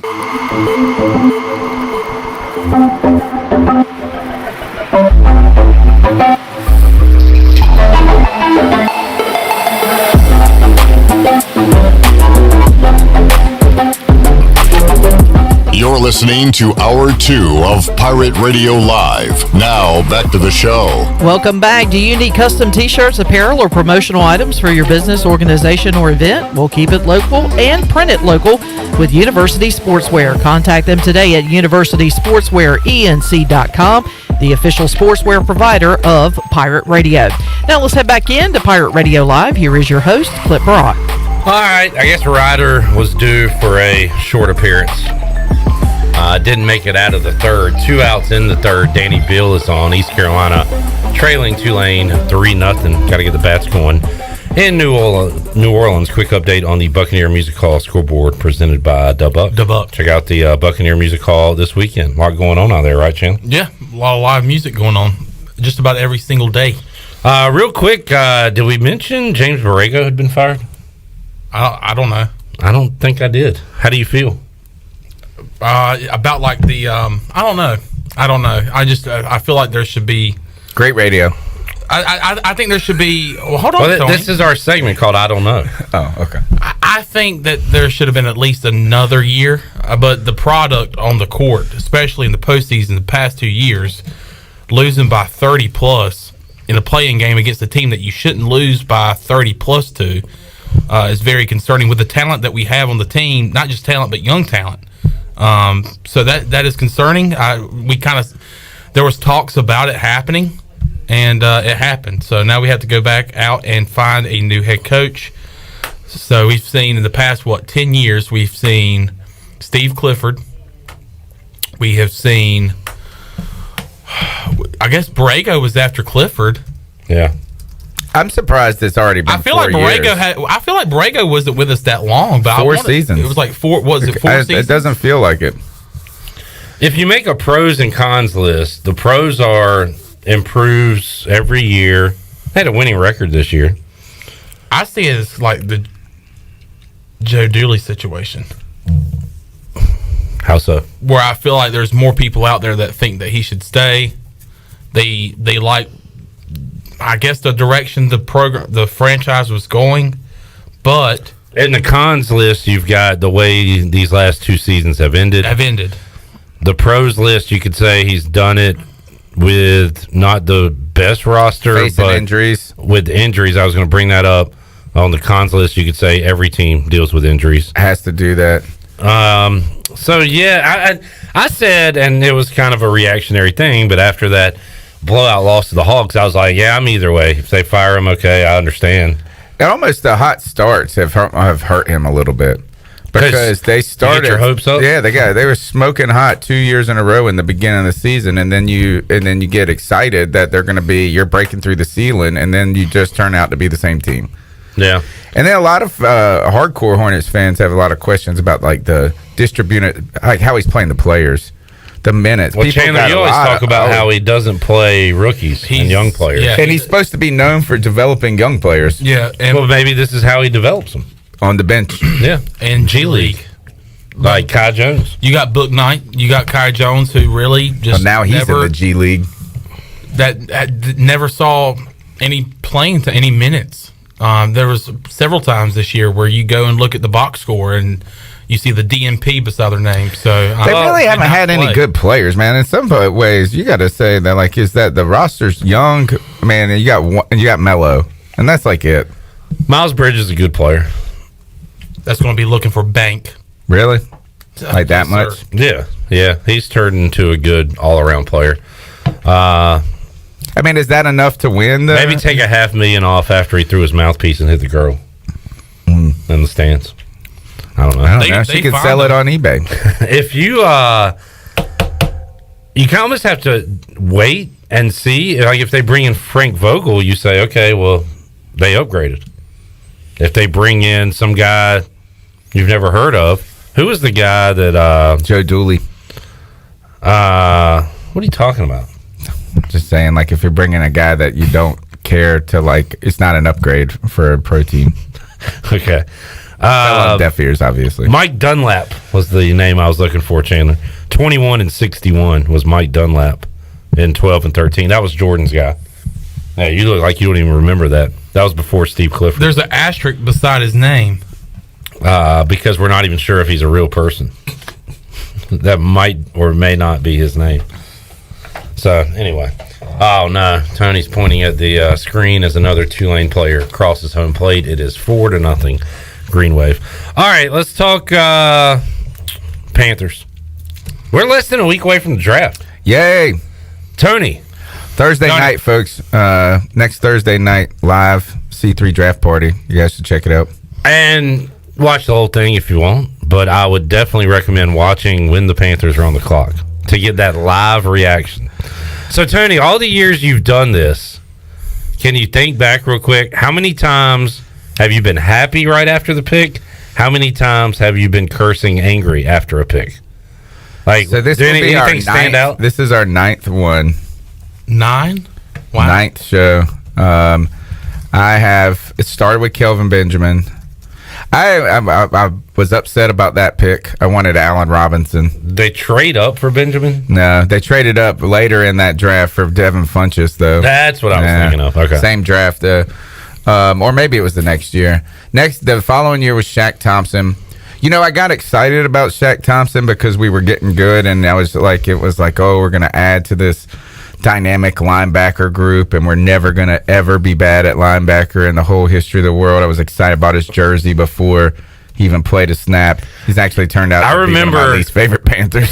I remember talking to you, and that was like when you it's almost a cocky pick where like you're set at linebacker, but you're like, we're so good, we're just going to add to it. I mean, we're going to use this guy like as some Swiss Army knife. I'm trying to think. Next year, I got the first rounders here. And this was after the Super Bowl, I guess, so you had a late pick, Vernon Butler. Yeah, that one. Who could you pick at 30 to make you excited, though? Derrick Henry. Oh, okay. I've heard of him. Did you want him at the time? Yeah, I think I wanted Bradley Roby that year. Oh, yeah. That was another one. Now, look, is that, again, another cocky pick. You had Star Latulele and KK Stewart. Now, you thought that they were using Vernon Butler to play contract, leverage against one of those guys, but then they ended up just paying KK anyway. He didn't work out. So I wasn't, when you're coming off a Super Bowl year, you don't really care who you pick. You're like, man, we're good. We're feeling good, man. We believe in this GM. We got this. So in retrospect, man, we could have done a lot of different things there. Next year was McCaffrey. Yeah, didn't think that was going to be the pick. Was happy with it. That was probably the last time I've been happy.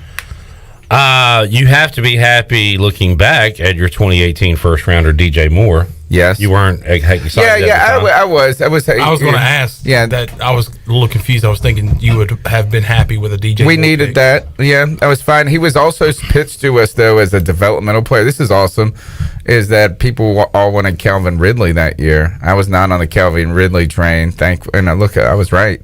I just thought he looked like he was going to be that would have been a real gamble. I was going to, dang it. I wouldn't have bet on Tony's face on that one was worth it. Worth that joke.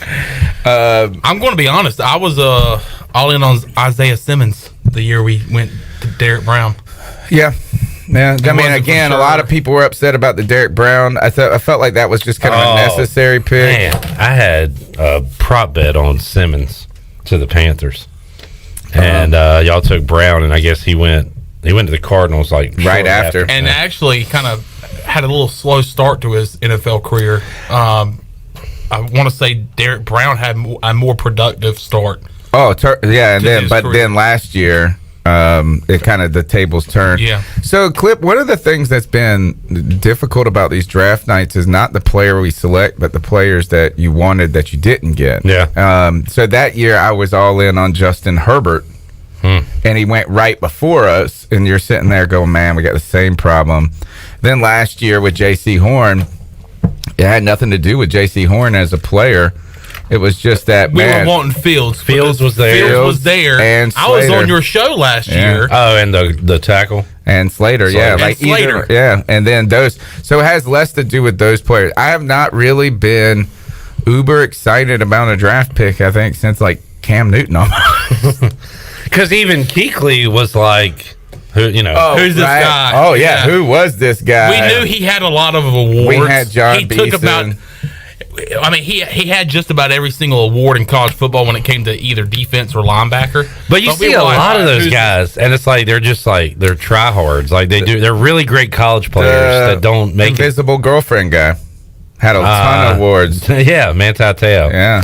But so he probably, I imagine there was a few Panthers fans excited, but I bet he just blew out expectations for him. Oh, man. I mean, he's probably got to be like one of those players that's exceeded like, who are a couple of players in the history of your team that were like you didn't think was going to be good, and then they turned out to be awesome? I mean, like with the Patriots and Tom Brady, like nobody saw that coming. Are you still talking about Kuechly? Yeah, absolutely. I mean, you talk about the impact that he had on that defense. Not just because it was just ended so shortly. Not just because of the player that he was all over the field. He was basically a coach on the field. He put the players on the field in position to succeed. You almost wonder if he made Ron Rivera look like a better defensive coach than he really is. Because he was out there. That's why it's makes it easy when you got I was gonna say is Phil Jackson the best coach ever, like one of the best coaches ever, but he always had the best players. It does make it look it's easy when you got MJ and Shaq. Hey, that's kind of why I was joking with Chandler. So when Kuechly was up there at Washington practice, like, hey, we got our man. He did the same thing in Buffalo. I know he did, but I'm surprised. So what? I wish he would go help one of y'all. Is he out of football? Somebody said, yeah, I think he is. I think he's probably itching to get in as a coach. So, all right. This time next week, Tony, will the Panthers? First question: will the Panthers have a new quarterback? 50-50. It's a coin flip. I'm excited to see. We talked to Emery Hunt yesterday, CBS Sports HQ. I'm excited to see what happens on draft night with Jimmy G and or Baker Mayfield. All right, that's got to happen on draft We've night. been talking about this on the show. Yeah, it's like, do you call? Here's the thing: is that if you're the Panthers and you get to pick, if you get pick 5, they put in their pick. You got 2 minutes or 3 minutes to make your pick, or 5, or whatever the heck it is. Do you call Cleveland up and you say, what's the lowest you'll give for Baker? Like, we're just like, will you take a 4th? And if they say yes, then do you just then say, all right, we take the best tackle and we'll take Baker? Or same thing with Jimmy. I think, but I wonder what happens though if somebody on our show was saying if you don't do that, you let them go like into the second phase of free agency, that they actually have even less leverage, those teams. It also because they're going to end up just having to cut Baker Mayfield. Right. I don't understand. I don't know the full contract details of it all either. But do you get a discount if you wait as well? Right. Is you're trying to figure out when he's the cheapest. He's the most expensive now. Right. He gets cheaper on draft night, and some people believe the stock bottoms out after draft night. Then the whole thing with Deebo Samuel. Now there's these rumors floating around, and a lot of people are saying, would you trade your first round pick and Robbie Anderson, the number 6 and Robbie Anderson, for Deebo and Jimmy Garoppolo and a third or second? So you get your quarterback, you get Deebo, and you get a second and round you're pick. Losing on a quarterback you could draft or a tackle. Yeah, and Robbie Anderson. I'd take that. Really? Mm-hmm. The only problem is you got to pay Deebo then. I don't like that Deebo doesn't want to be what he is. Do you think that's what it is? Was that a report or was that his words that he does not? I don't know. I haven't felt I feel like what I've heard about it, I don't trust. Utility guy? Yeah. I don't think he wants to be paid like a utility guy. Or he's not being paid. Or if you play him like that, pay him as a receiver, running back, quarterback. Pay up because I think he just needs to be paid what he wants to be paid in the range of like Tyreek Hill. Right. Yeah. You know, I mean, and that's just what it comes down to is he doesn't want to be paid like a running back money. And that's kind of messed up that the 49ers would try to categorize him as that. I'm trying to find... How many catches did he have last year? Yeah, I'll look up his numbers. I'm trying to find his Twitter right now because didn't he come out and say he never said he wanted to be closer to home?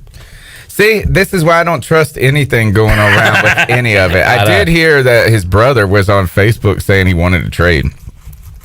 Well, it's pretty clear at this point that he does indeed want a trade and does not want to be a 49er moving forward. I think some of it has to do with how expensive it must be to live in the Bay Area. That rookie paycheck just doesn't go as far. All right, last year, Deebo, 77 for over 1,400. 77 catches? Yeah. For 1,400 yards? Yeah, he's a receiver. Yeah. And then he had another 500 rushing yards? 365 rushing yards, 8 touchdowns. The ground. 8 rushing touchdowns? Yes. How many receiving touchdowns? 6. So 14. He had better numbers than DJ Moore. He had better numbers than DJ Moore. 59 carries. I mean, like, if you... Just pay. He had one of the best seasons of all time. Like, just take out his rushing numbers. Those are great receiver Imagine if that was a running back and they had those numbers. You had, say, 1,300 yards rushing and another 700 yards receiving, because that's kind of like the flip. It's just receiving is higher. And that's on a team that didn't have anybody. Right. He was the offense. He was the offense. Like, he might as well just he should be asking for quarterback money. So he had 1770 yards from scrimmage. McCaffrey had the 2,000. I was going to say we had a guy that went 1,000. Yeah, but he had 100 catches. And that wasn't that was in Matt Rule's first year. 400 carries too. No, that was in Ron Rivera's final year. That's right. Yep. All right, let's pay. I mean, I don't know. I was like, I just don't want Jimmy Garoppolo. I almost will do the trade without Jimmy. All right, do the trade, and Jimmy will back up Sam Darnold. All right, let's take a break. We'll come back more with Tony Dunn. We've got the audio of Tony's new favorite coach in the NFL and for the Panthers. The guy who's going to be the interim when Rule gets fired week 5. So we'll talk about that and more. Hour 2 of Pirate Radio Live. More to go after this.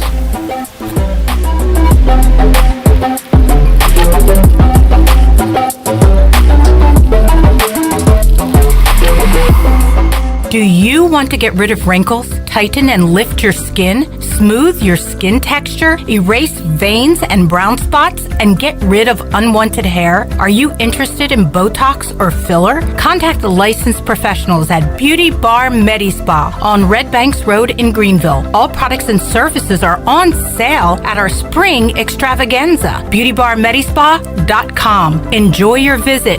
Love your transformation. Alone, Chicken, onions, peppers, and cheese have potential. Together, they have a purpose, a destiny, and a name. Jersey Mike's number 16 Chicken Philly, because grilled to order makes a sub above. At Jersey Mike's, we take great satisfaction in getting that perfect meat slice. Yes. But we don't do it for fun. We do it for fresh, because slice to order makes a sub above. The Wood Ducks are back at Granger Stadium this upcoming week versus the Carolina Mudcats, April 26th through May 1st. Join us for Thirsty Thursdays with $1 natty lights, Friday night post-game fireworks, Saturday giveaway of a 5th season pint glass, and $1 bring your dog to the ballpark on Sunday. Go online to get your tickets in advance at woodducksbaseball.com or at the box office the day of the game. Hope to see you at Granger Stadium all weekend cheering on the Wood Ducks. Go Woodies! For dine-in or to-go, Familia is your favorite place for great Italian food and more. Familia has just launched a new menu featuring new pizzas like the Sweet and Spicy and the Southwest Chicken. Every Sunday, you can feed the whole family with a buy one, get the second pizza half-price special all day. If you need to unwind after work during the week, stop by Wednesday for half-price wine, and Thursdays, all drafts are only $2. Familia on Fire Tower Road near Pitt Community College. For the latest from the world of golf, tune in every Saturday morning from 8 to 10 for the Golf Shop Radio Show. Hosts Mark Greenhelms and Matt Blanchard talk golf from tee to green and everything in between. If you like golf, you're gonna love Golf Shop Radio. Before you tee up, drop on in. Welcome to the Golf Shop. When I need jeans, I order online because I know exactly what I want. They have just one moving part, and if there's something wrong, I exchange them. Buying a vehicle, especially pre-owned, is way different. Lots of moving parts. You don't want to get stuck. For a worry-free purchase, visit Phelps Chevrolet. We've been here in town a very long time. You know us. You know we stand behind everything we sell. Phelps Chevrolet in Greenville. Come get you one. I'm Michael Vaughn with East Coast Grading and Utilities. Many of you know my dad, David Vaughn, and his work in putting in subdivisions all over Pirate Nation. But East Coast Grading and Utilities is not just for those type of big jobs. We're here for the homeowners. Whether it's concrete, driveways, hauling rock, or sand, whatever you need, East Coast Grading and Utilities can get the job done. Call us at 252-531-7494 or check us out on Facebook at East Coast Grading and Utilities. Although innovative new resources such as digital media and social networks have grown in popularity, smart marketers recognize that printing is a mainstay. We live in an age of computer hacking, scams, and fly-by-night businesses, so it's reassuring to consumers when they receive printed marketing pieces. It exemplifies business confidence and conveys a high level of commitment. It also fosters trust, which leads to engagement and ultimately brand loyalty. When you're ready to grow your business, come to PIP, where business goes to grow. This is Coach Steve Shankweiler, offensive line coach for East Carolina University football, and you're listening to Pirate Radio, the voice of the Pirate Nation.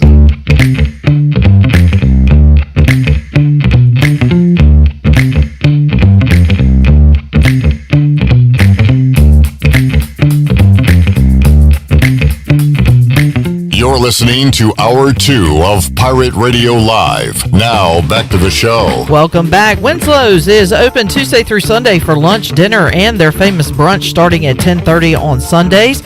They also have the best selection of beers around. Winslow's is located on 5th Street beside the State Theater in Uptown Greenville. Now let's head back into PRL. Here is Clip Rock. Back with you, Pirate Radio Live, Free Beer Friday, Busch Latte on the line. Put out there earlier today, if East Carolina was to build a statue of a former athlete, who would it be? Had a lot of entries. Just had one a moment ago from Aaron, who says Ruffin McNeil. His honorable mention would be his man Marcellus Harris. And he said for the great work he does as a councilman in Newport News, Virginia. So Marcellus Harris, great Pirate player. Did not know that he was involved in that. But there you go. Tony Dunn, Pirate statue, who would it be? I mean, I think it would... I like David Garrard. I think he could be one, right? Didn't we win? Statue too. He was a quarterback in that '99 Miami game, right? Yeah. Yep. Like, so it probably, and was it 2 Peach Bowls? Was it Jeff Blake got the Peach Bowl, and then there was only 1 Peach Bowl. Only 1 Peach Bowl. Yeah. Steve Logan was said. Was that Liberty Bowl that we always went to? What was the bowl that we always went to back then? Liberty Bowl. Won 1, lost 1, and then later lost 2. Y'all mentioned Steve Logan. Did y'all mention like the statue being of him in his crouch? We did, and I wouldn't mind that. I like it. Or him drinking a glass of wine. We said it would have to be on like Greenville Boulevard, like away from the campus, because he was so far away. Yeah, he would always be away from everybody. We had a great bit earlier on the show. Thanks for listening. Hey, let's see. I know you went to Stop Shop. How about who's your favorite receiver? Dwayne Harris. He's my favorite Pirate of all time. Really? Yeah. Favorite Pirate of all time? Yeah. The playmaker. Tough as nails. He was awesome. Love him. You know who I loved for this team a lot, and he used to come on the show, was Terrence Comper, man. That year that he played for us as a transfer, like, and nothing was good on that team, and he was great. Dwayne Harris was like a Debo Samuel. Yeah, Dwayne Harris was awesome, reverse, man. I mean, he threw was. the ball. This kid did. I mean, I can see against that. UTEP. You remember that? Never had a punt return for a touchdown, yet it felt like all of them were almost touchdowns. Oh, my God. Because he break like 7 tackles. It was so much fun. I like a Justin Hardy statue. I can deal with that. With the bright... the man with the yellow gloves. with the man bright with the yellow golden gloves. Yeah. The statue could be gray, and you And just have these bright-ass gloves. Susan Deans is in her feels. Is that the proper phrasing? Hashtag fire Matt Rule. But then we were talking about the old drafts and players. She said Kuechly, Davis, Newton, Khalil, Olsen, crying emoji.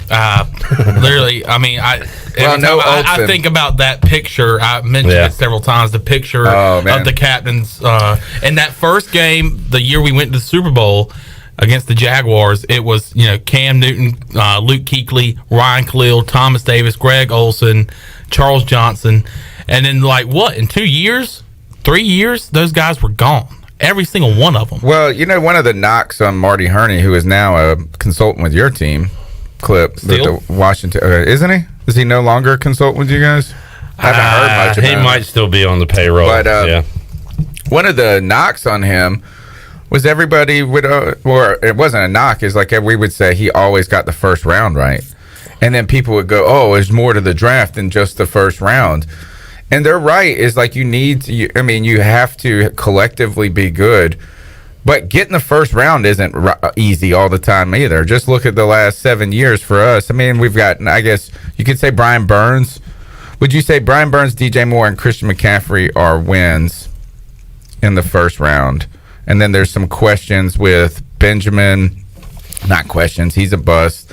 Shaq kind of questions there. Who else would be? We went through the list already. Vernon Butler. Missing on the first round. It's like what CW says about fantasy. Is the first round draft pick what doesn't win you your fantasy football team, but missing it loses it. Yeah.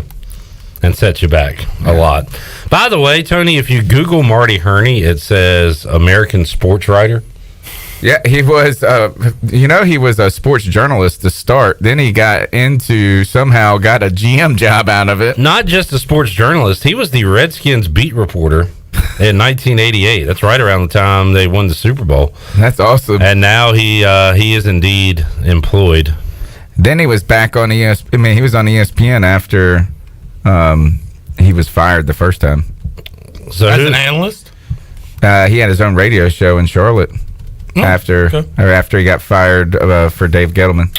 All right, let's get to the audio. Shirley, so I saw you tweeting about this earlier this week, Tony. James Campen, you love this guy. Well, it was a fun press conference. I think the thing that came away from this is that when listening to Ben McAdoo, Phil Snow, James Campen, every one of our assistant coaches is more endearing than Matt Rule. And I mean, we're in the drudgery of content creation, so I've been experimenting with some short form content a little bit more. I also like that as we evolve not only as a society but in sports, and we see a lot of new things that we're trying to get used to. It is kind of refreshing to hear from an old school football guy. Like when I go talk to Steve Shankweiler, who's been around forever, there's something, I don't know, nostalgic, like cool about that. Yeah. And hearing an O-line coach talk is always cool. Yeah, you don't want them to be dainty. No, you want them to be old school, tough, and the ball coach and cuss. Yeah, we love cuss words. They're fun. So let's hear that piece of James Campen earlier this week. You'll hear the reporter's question and his answer. You talked about the guys that you have, and you're first kind of getting to know them right now. But you've been at this for a minute or two.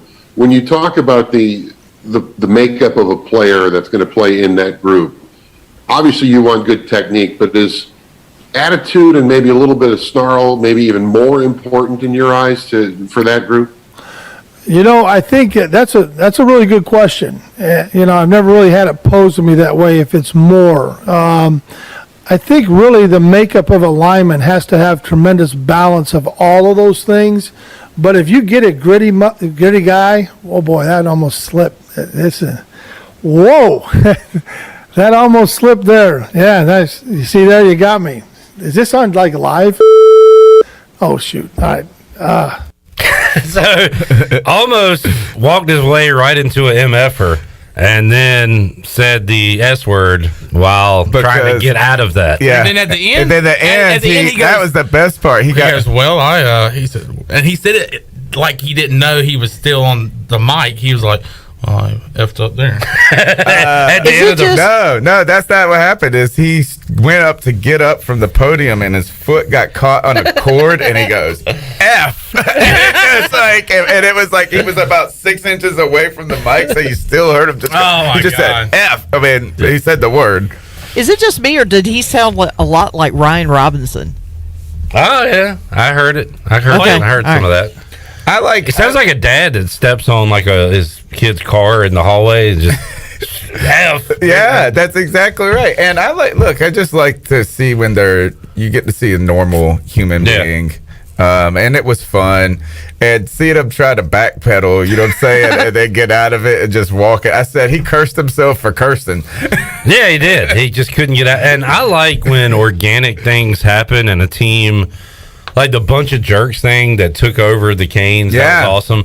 Like the Panthers linemen, and even like put it in a store or something like gritty mother effers or whatever. Oh, you got to do something with that now. You're right. Good branding, marketing. Yeah. Thank you, Clip. You got Thank you, Clip. That's going to be our shirt for this year. When they give up 8 sacks week 1, you better sell them now, is what I'm saying. Yeah. And do it before the season. We'll have you could have like a tearaway thing on it. So it's like you're gritty today and you just a bunch of.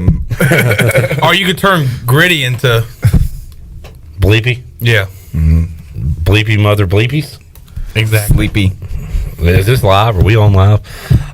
So there that you was go. That was also funny too, is because he's like, "Oh crap, this is Zoom." I mean, how's this technology work here? I don't understand. And it must be weird for them too, because these are Zoom interviews and they're standing at a podium and they're probably hearing. They're trying to act like they're talking to people, but they're like talking to a computer screen that's over across the room. And then again, Ben McAdoo had some human moments in his press conference too. But what I liked about this is I just came away from this liking these personalities more than when I hear my own with a head coach speak. I'm like, gosh, please get this guy out of here. Yeah. Well, maybe. Well, it's because that's all you hear from. You hear from the coordinators. You hear from the head coach all the time. You don't get to hear or kind of get to know these assistant coaches. Maybe Rule position coaches sends these guys up during the season and stays in the back. Maybe it'd be a little too. Well, then we're going to bash him for being a coward. I know he cannot win at this point. No, I mean he can win. It's just they're going to have to win. The only way he can win is to win. Shirley, see if we have Trent Dilfer in the, I think it's in the sports bar folder. Sports bar. Because he said something one time that sounds like what I like talking Trent. about. I liked him. He loved Cam Newton back when he was coming out of college. But I felt like I feel like he's kind of an opportunist as well. As like as soon as they hit any hardship, he jumps ship. This will not shock you, Tony, but I was wrong about Cam Newton. I just thought he'd never be accurate enough. And I based that off of very small sample size. Like, It almost looked like he was playing high school football in college, where he was just the best player. So for Matt Rule to win, he's got to win, and Trent Dilfer understands what I'm saying there. Right, Charlie? You can hit it now. You cannot lose games in the NFL and still win. No, that was it. That's exactly what I wanted to hear. I mean, there's never been a truer statement. Chandler, do you agree? Do we not agree? What was it he said? Hit it one more time, You cannot lose games in the NFL and still win. A stat is a statistic you can look at. That is like, so Matt Rule has a bunch of these, right? There's been 2 viral clips floating around. One was from the Senior Bowl last year where he was like, the harder you get coached, the harder we gotta coach. And it was like, what does that mean, coach? And then the other one is he went and spoke to Florida's football program. He goes, most teams who lose don't know why they lose. And you're like, duh. If they knew, they could fix it. They could fix And it. Just like, okay. He was like, but you got to take your notes. He just says. And the theme for all his clinics or whatever you want to call it is winning championships, having the mind of a champion, practicing like a champion, going about yourself as like a champion. I mean, does he have any backup to that? No. Classic Tony Chandler Panther segment. We started by praising one coach, and it ends with trashing Matt Rule.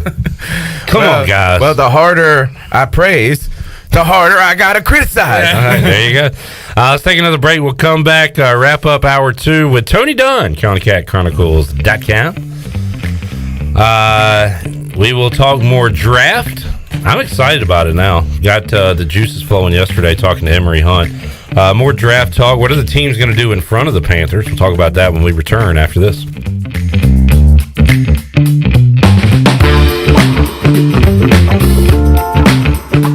This is Mark Washington with Max Sports Performance at Max Fitness. Our facility has reopened and is following all safety protocols. The best thing you can do to strengthen your immune system is, of course, to work out and exercise on a regular basis. I can assist you as your performance coach. You can also enjoy the benefits of a private facility. Avoid the crowds and work out at Max Fitness. Now is the time to get healthy. Max Fitness, just off Highway 43 in the old Ace Hardware building behind Speedway in Greenville. Call me, Mark Washington, 902-4877. Temperatures are in the low 30s at 10 a.m., increasing sharply to 75 degrees by 1 p.m., and then dropping into the teens by 10 p.m. So before you go to work, put on some gloves, pack some shorts, and a parka. That should cover you for the day. Your heating and cooling take a beating. Guarantee your system is ready when you need it. Call Delcor. Buy a new train system and make no payments until 2023. It's hard to stop a train. With inflation and high gas prices, you don't need another payment. So buy this month and make no payments until 2023. Delcor, the service professionals.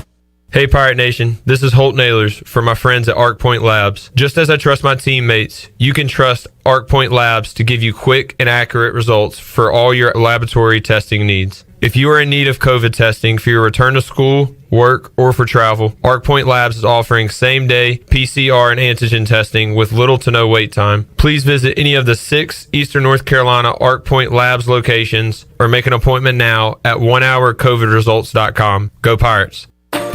Did you know time spent outdoors can help improve your children's health and bring balance to their life? The Outdoor Heritage Advisory Council invites you to join the Patch program. This program is for any child under the age of 16 and includes activities like fishing, hunting, and hiking. These are just one of the many ways you can earn the exclusive patches from the Outdoor Heritage Council. For more information on how to sign up and get your adventure started, visit outdoorheritage.nc.gov. In Greenville, you know how much it means to have neighbors you can count on, like the one who mowed your lawn that week you were sick. Well, here's another good neighbor you can count on, State Farm agent Timothy Sawyer. Timothy and his team are here to help life go right when you combine home and auto insurance, which can save you money and time. So combine home and auto and start the savings rolling. Call State Farm agent Timothy Sawyer at 493-0002 and start saving today. Hey Pirate fans, Derek Pizzeni from Carolina Wealth Management. Are you a fiduciary? That's a question every investor should ask their advisor. A fiduciary is an individual who acts in the best interest of a particular person or beneficiary. Is your advisor a fiduciary? You should know it's your money. At Carolina Wealth Management, we do things differently from other investment firms. To learn more about the benefits of working with a fiduciary advisor, visit mycarolinawealth.com. That's mycarolinawealth.com. Bring the bright, fresh colors of spring home during Bostic Sugg Furniture's signature Spring Styles event. A little style here, a little color there. Make any room come alive for less. We have so many beautiful ways to refresh your home at savings that look good in any season. Plus, 6 months special financing. Pamper yourself with a new Serta or Restonic mattress and enjoy 48 months special financing with no minimum purchase during the signature Spring Styles event. On now at Bostic Sugg Furniture. Your first stop for shopping is at Shimmer Boutique. This is Ashley from Shimmer. We are fully stocked with the latest apparel, shoes, and accessories and more. If you need gift ideas or some shopping therapy for yourself, stop by today. Looking for the hottest shoes on the market? Shimmer has the biggest selection of Hey Dudes anywhere. Shimmer has the newest Yeti products and colors. Want this year's most popular bag? Shimmer has a great selection of all your bog bag needs and accessories. Shimmer in Greenville, Winterville, and Jacksonville. Hi, this is Parker Bunch. When I'm not hitting dingers or going viral, I'm listening to Pirate Radio, the voice of the Pirate Nation.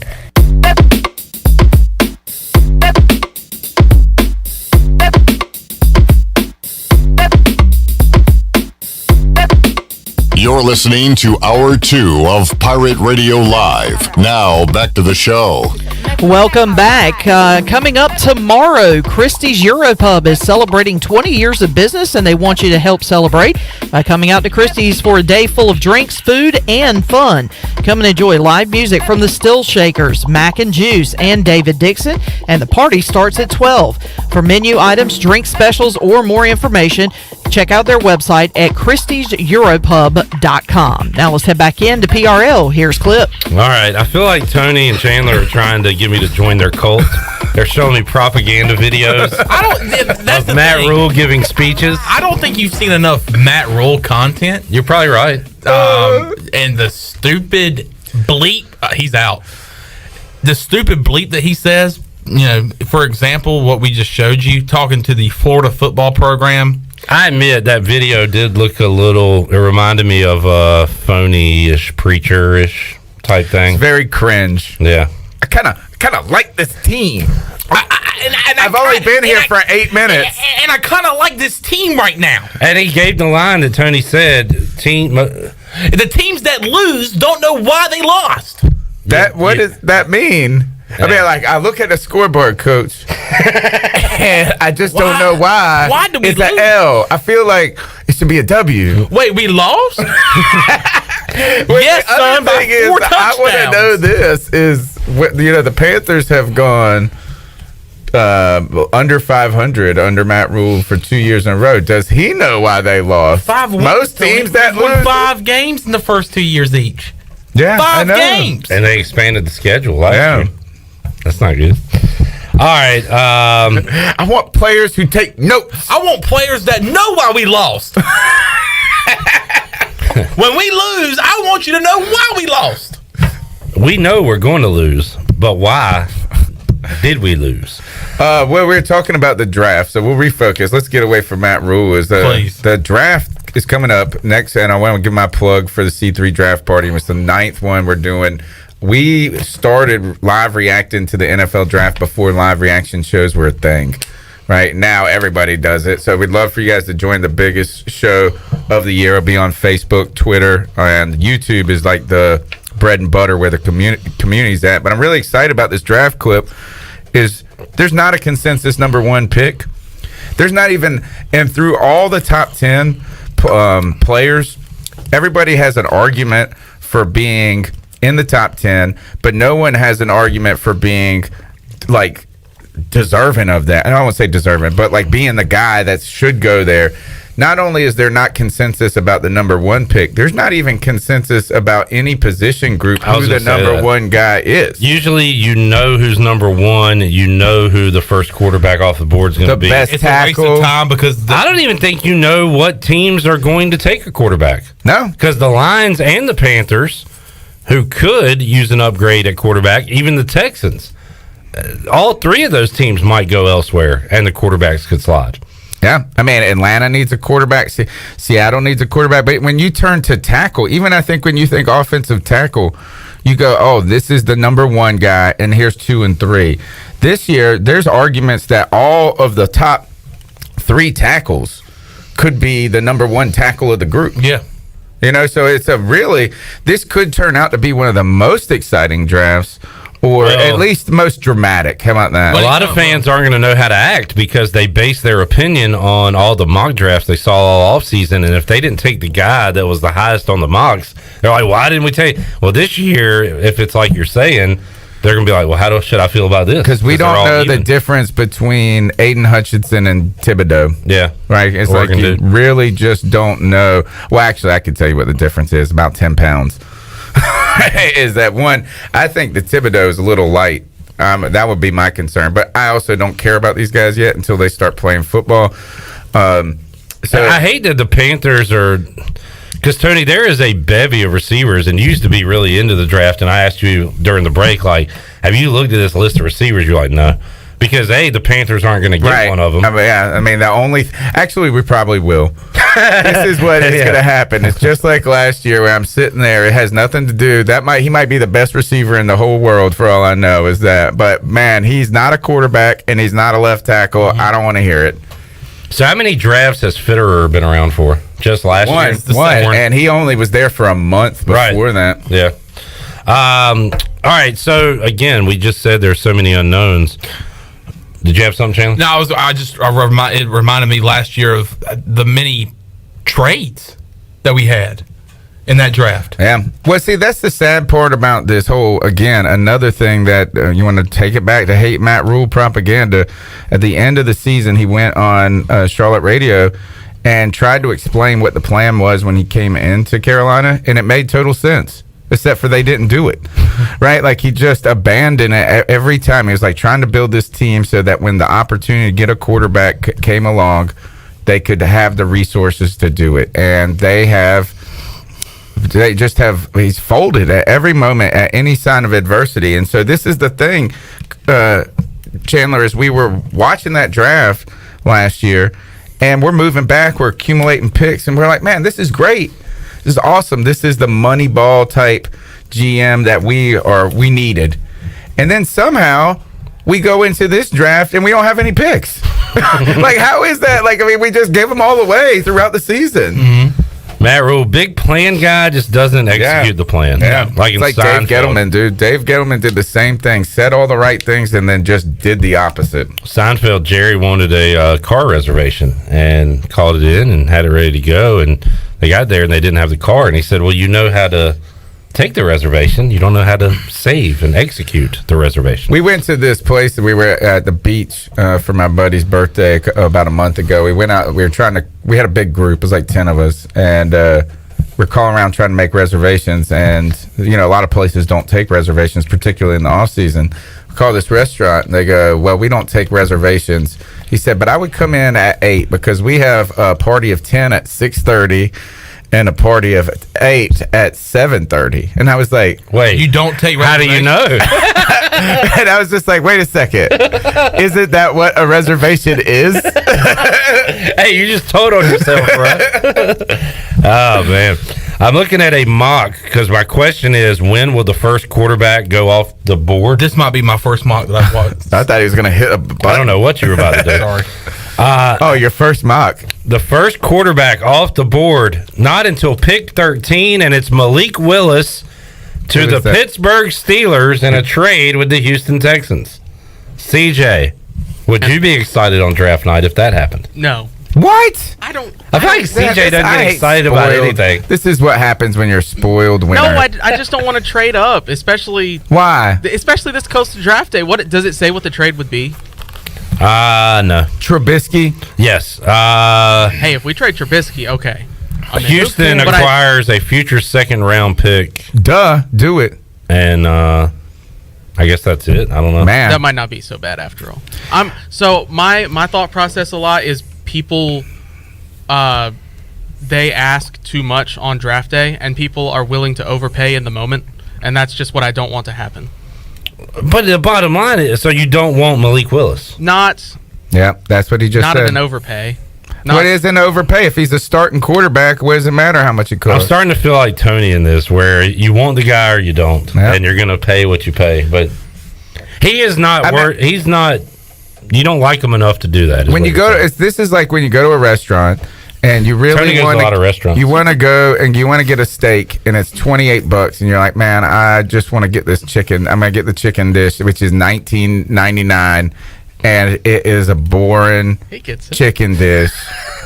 And you wish you would have just spent the extra $10 and gotten the steak. I thought Troy was the king of analogy. But move over. Tony Dunn is here. That was a funny analogy. This mock draft. Saving $1 sometimes. This mock draft from CBS Sports has. Who are the Panthers taking? Charles Cross. Okay. They've got 2 quarterbacks going in the first round. And the second one is Desmond Ridder with the last pick of the first round. To the Lions. So Pickett and Corral and all those guys are Sam Howell, day 2 guys? Look at Maurice Jones-Drew's mock draft.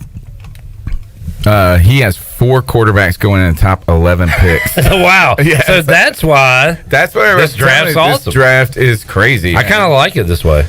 Yeah, it is nice because especially with the first hour, like last year, the first hour of the whole draft it takes to get to pick 1, it feels like it's like 8:30, and you know it's Trevor Lawrence. You know it. You knew it for 6 months. Yeah. You knew the first 2 picks of the draft for 6 months last year. And remember, like, we know it's Trevor Lawrence, yet all 5 minutes that they are allotted, or they're waiting on these trade offers that they're not going to accept. Did you find MJD's? I did. This one's wild. Panthers get Pickett at 6. So again, the previous mock we just looked at had 2 quarterbacks in the first round, with the second one coming in with the very last pick. This has Kenny Pickett to the Panthers, first quarterback off the board at 6.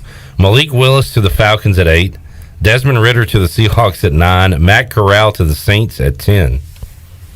Wow. So, who's right? Who's wrong? And, CW does our buddy CW has a draft party. Ugly. With prop bets.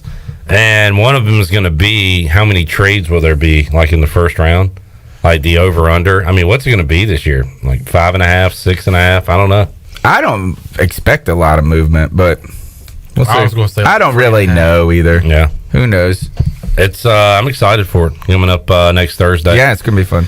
You can watch Tony Dunn. Make sure you're watching at least when the Panthers pick, but watch the whole thing. A lot of times we've had years where one year they announced the pick from the stadium. They had like a draft party at the stadium. We had someone call in and live broadcast it into the show. Were they booing or cheering?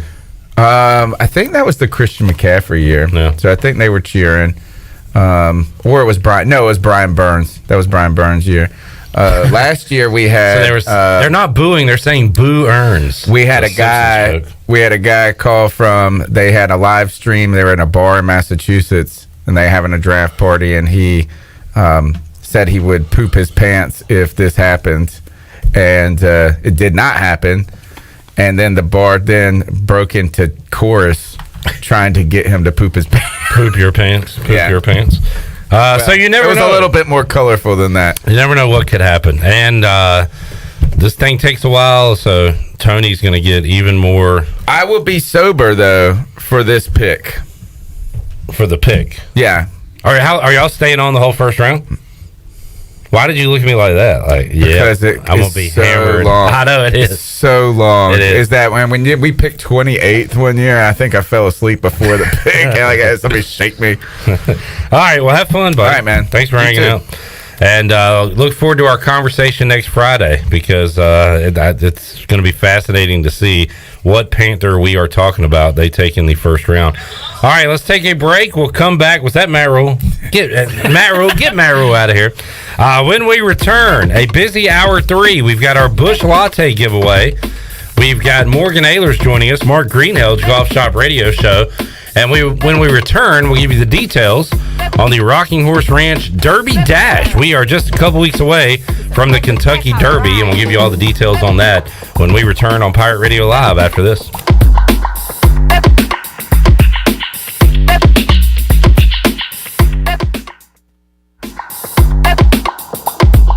In studio with Jeff Stein from Brown & Wood. What's new, Jeff? For 2 years in a row, we've been voted #1 in Greenville, so we're super thankful. For 2022, we've decided to make it the year of the customer. We're taking more COVID health safety protocols with some personal test drives where, you don't have the salesperson riding along with the customer. It actually makes them a little bit more comfortable, and they can take a drive and kind of go where they want to go and drive it how they want to drive it. Brown & Wood, your #1 dealership in Greenville and the home of the lifetime powertrain warranty. Introducing new Bud Light Seltzer Hard Soda, Classic Cola, Cherry Cola, Citrus Soda, and Orange Soda. You hear that? It's seltzer with a pop of soda, all with zero sugar. Bud Light Seltzer Hard Soda, the loudest flavors ever. Pick up some new Bud Light Seltzer Hard Soda at your favorite retailer today. Bud Light, proudly distributed by Carolina Eagle Distributing since 1989, and the official beer of the ECU Pirates. The celebration is on. Save the date for Saturday, May 14th, as the town of Farmville celebrates 150 years with a black tie gala from 7 to 11 p.m. Music will be provided by the Raheem Walker Project, and dinner will be served. Tickets are $75 per person or $650 for a reserved table for 8. All proceeds benefit the Farmville Chamber of Commerce, and to purchase tickets, call 753-4671. Save the date and enjoy a night out on the town at the Farmville Black Tie Gala, Saturday, May 14th. Pirate fans, get ready for a winning season and team up with Quality Equipment, your local John Deere dealer and proud sponsor of the ECU Pirates. When you do business with us, you'll get things done right. We're proud to offer a large selection of new and used John Deere equipment, a fully stocked parts department, and a highly trained staff who is here to support you throughout the life of your equipment. So get quality done right before every ECU game day and visit QualityEquip.com. Warren's Hot Dog Pizza, homemade lemonade. Hey Pirate Nation, Warren's now has 2 locations, in Greenville across from Ron Ayers Motorsports and the Chocowinity location next to the fire department. Stop in today for hot dogs, pizza, subs, apple and peach turnovers, homemade lemonade, and breakfast in Chocowinity featuring homemade cheese, ham and chicken biscuits, plus sausage dogs and more. Warren's Hot Dogs. Want some? Get some. Go Pirates. At US Cellular, we know you have a choice of wireless carriers. And while the other guys may limit your choice of free phones, at US Cellular, you can choose any phone from any brand for free. Plus, get unlimited data for just $30 a month with 4 lines. US Cellular, America's locally grown wireless. Terms apply. See uscellular.com for details. This is Brandon Tate, owner and operator of Atlantic Wireless, an authorized agent for US Cellular since 1997. Visit atlanticwireless.com to find the store near you. We go beyond the call. We have some exciting news at Angel Oak Home Loans. This is Talbot Green, and I would like to introduce you to the newest member of our team, Braxton Green. I've known Braxton his entire life because he's my nephew. He is also a recent ECU graduate and has lived in Eastern North Carolina his entire life. This is Braxton Green, and I'm looking forward to working with you with your next home loan or refinance. Give us a call at Angel Oak Home Loans today at 751-2060. NMLS 1719250, Equal Housing Lender. Did you know time spent outdoors can help improve your children's health and bring balance to their life? The Outdoor Heritage Advisory Council invites you to join the Patch program. This program is for any child under the age of 16 and includes activities like fishing, hunting, and hiking. These are just one of the many ways you can earn the exclusive patches from the Outdoor Heritage Council. For more information on how to sign up and get your adventure started, visit outdoorheritage.nc.gov. This is Pirate Radio, WGHB Farmville, 1250 and 92.7 FM Greenville, WDLX Washington, 930 and 104.1 FM Washington.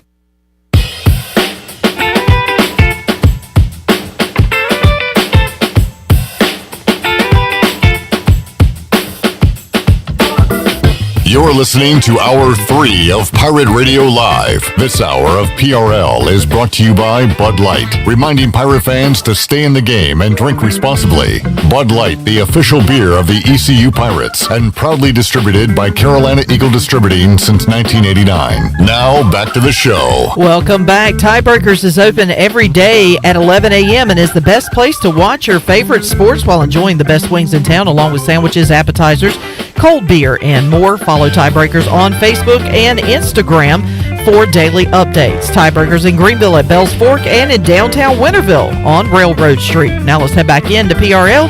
Here's Clip. All right, we are 2 weeks and a day away from the Kentucky Derby, and that means it's time for the 18th annual Derby Dash, Rocking Horse Ranch Derby Dash, and we'll talk about it with a couple of guests right now.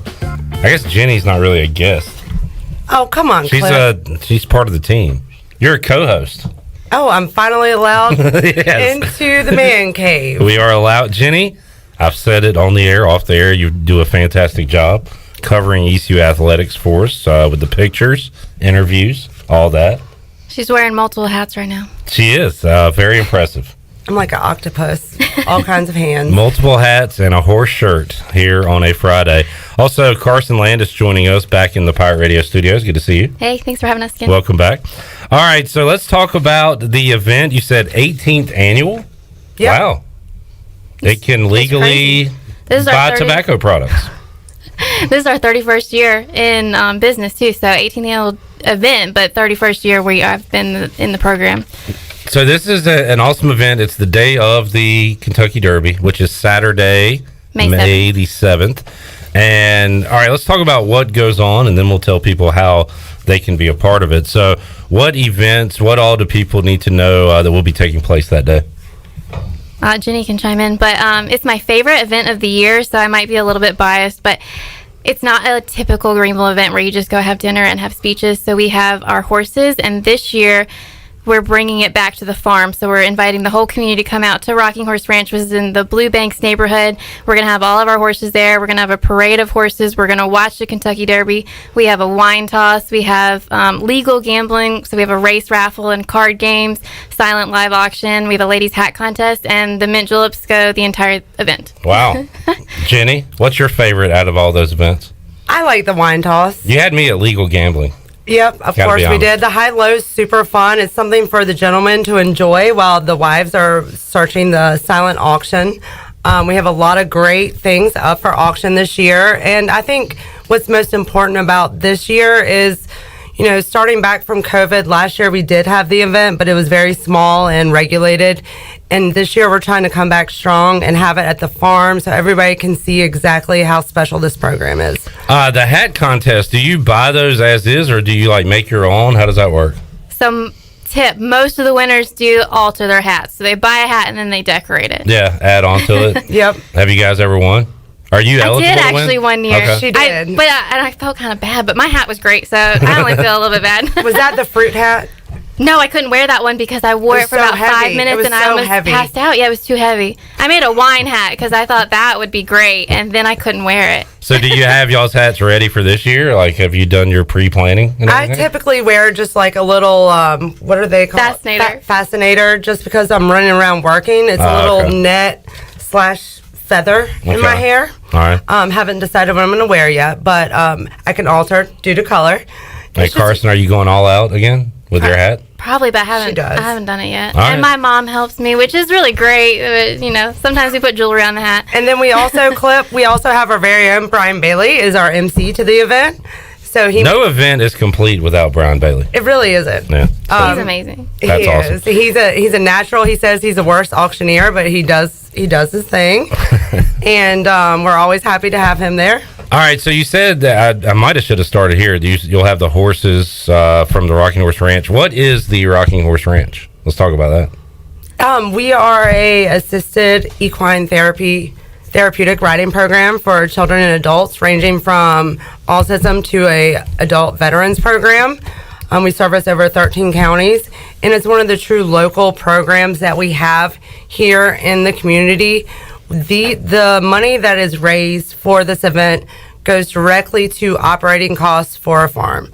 it costs a lot of money to buy hay, buy feed, just taking general care of the horses. So this event means so much to the program and sustaining everything that we do. And it's become a local staple here, this Derby Dash. So how can people come to this event? Yeah, we want people to buy tickets. So they can go to the website at rhrnc.com. There's a whole link for Derby Dash, and they can purchase tickets there, or they can drop by the barn. We did just get a new executive director this year, and she's been doing a lot of updates to the barn. That's one of the reasons why we wanted to bring people back. So there's a whole new office, whole new sensory room, whole new tack room, and it's just a totally brand new program if you haven't been out there in a while. So you can stop by the barn or go on our website. That's awesome. And Jenny, you are passionate about this. You have a background with horses too, right? ECU Equestrian Team Club. That was a real thing. It was a real thing, and it all started. Still is. It was and is a thing. Yeah, actually, I was in Florida and I saw the Intercollegiate Equestrian Championships with 2 schools, but it is a big thing in some places of the country. But that's how I got into horses, and it's just my passion to help the local community and Rocking Horse Ranch. It's 2 things that I enjoy all in one, so I'm kind of lucky.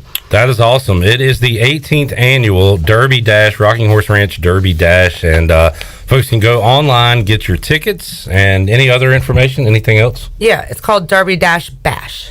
I left off the bash. And the 18th annual. What's a dash without a bash?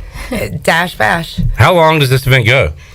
It starts at 4 p.m.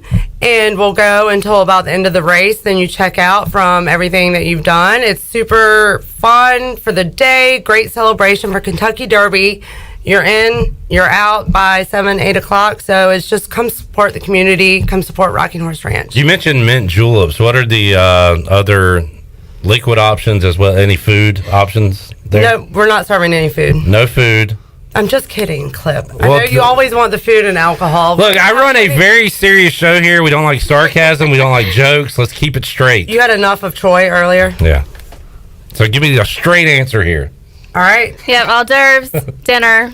We have water, tea, beer, wine, and mint juleps. Whatever you want. Whatever. We got it all. Yeah, we'll have a big tent set up on the facility, on the site. And so we look forward to seeing everybody. And be on the lookout, listeners. We might give away some free tickets next week. Ooh, nice tease, Jenny. So perhaps some free tickets to the Derby Dash Bash coming up on Saturday, May the 7th. Have the horses, do we have any names yet? Are we too far out from that? Like, I haven't heard anything about it. Yeah. I've just seen teasers for Hats and Ladies Day. I haven't seen any horses get off the trailer and arrive at Churchill Downs. But I'm sure I can come back and update you on the favorites and all the fun things, and we can make some bets. I know how you like a So you're going to be, bet. You're my horse expert this year, my Derby expert? I can be. I think I was pretty on last time we talked about this last year. How'd you do? Did you pick the winner? I think I did. You think you did? Did you or did you not? It's a Troy answer. I know.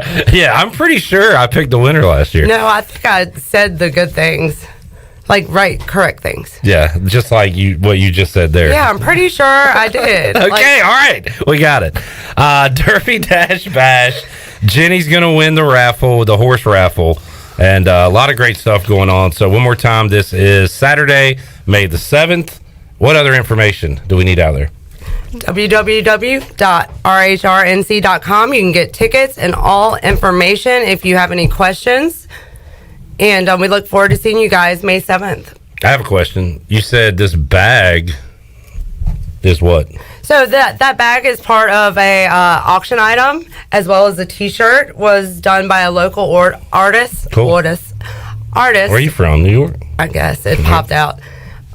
In Florida, Wellington, we had someone donated an awesome auction item that was personally done. So there'll be a lot of great auction items, variety from jewelry, personalized gifts to some big time items. We actually have that auction online too. So if you don't get a chance to come to the event, you can still go to 32auctions.com /Derby-2022.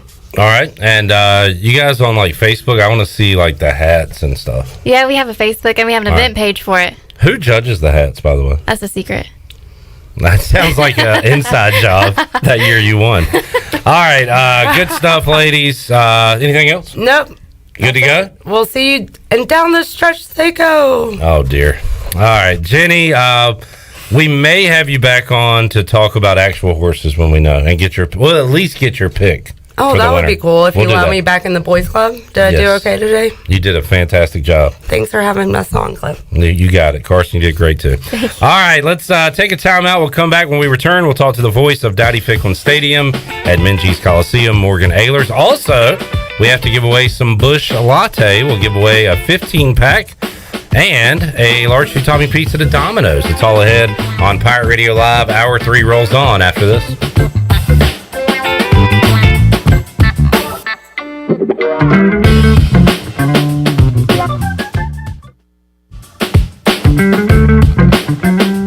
Pirate fans, the 2022 football season is going to be one for the record books. East Carolina is coming off a 7-win bowl season, and 2022 is shaping up to be even better. The Pirates need you to pack Dowdy Ficklen Stadium this fall with a great home slate that includes in-state rival North Carolina State. The American Conference schedule features home games against UCF, Memphis, Houston, and Navy. Season tickets are on sale for as low as $125. Get your tickets today by visiting ECUPirates.com. Hey Pirate fans, this is Coach Cliff Godwin. The physicians at Orthopedics East and Sports Medicine Center have been caring for our athletes at ECU for more than 35 years. Whether it's treatment for our sports injury or it's time for that joint replacement, Orthopedics East provides the latest in operative and non-operative orthopedic care, physical therapy, and diagnostic testing. For experienced and professional services, call the team at Orthopedics East at 252-757-2663 or visit them online at orthoeast.com.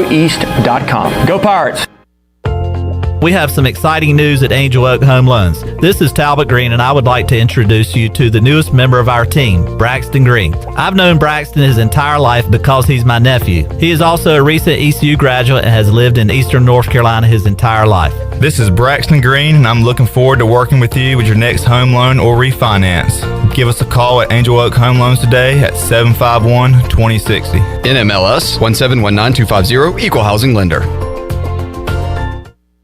University PC Care has been busier than ever repairing personal PC and Mac computers and iPhones during this pandemic. And we thank you for your support. Now, with everyone streaming and doing work from school and home, you may have discovered that your home Wi-Fi just isn't cutting it. It may be time to upgrade your home network, and University PC Care can help.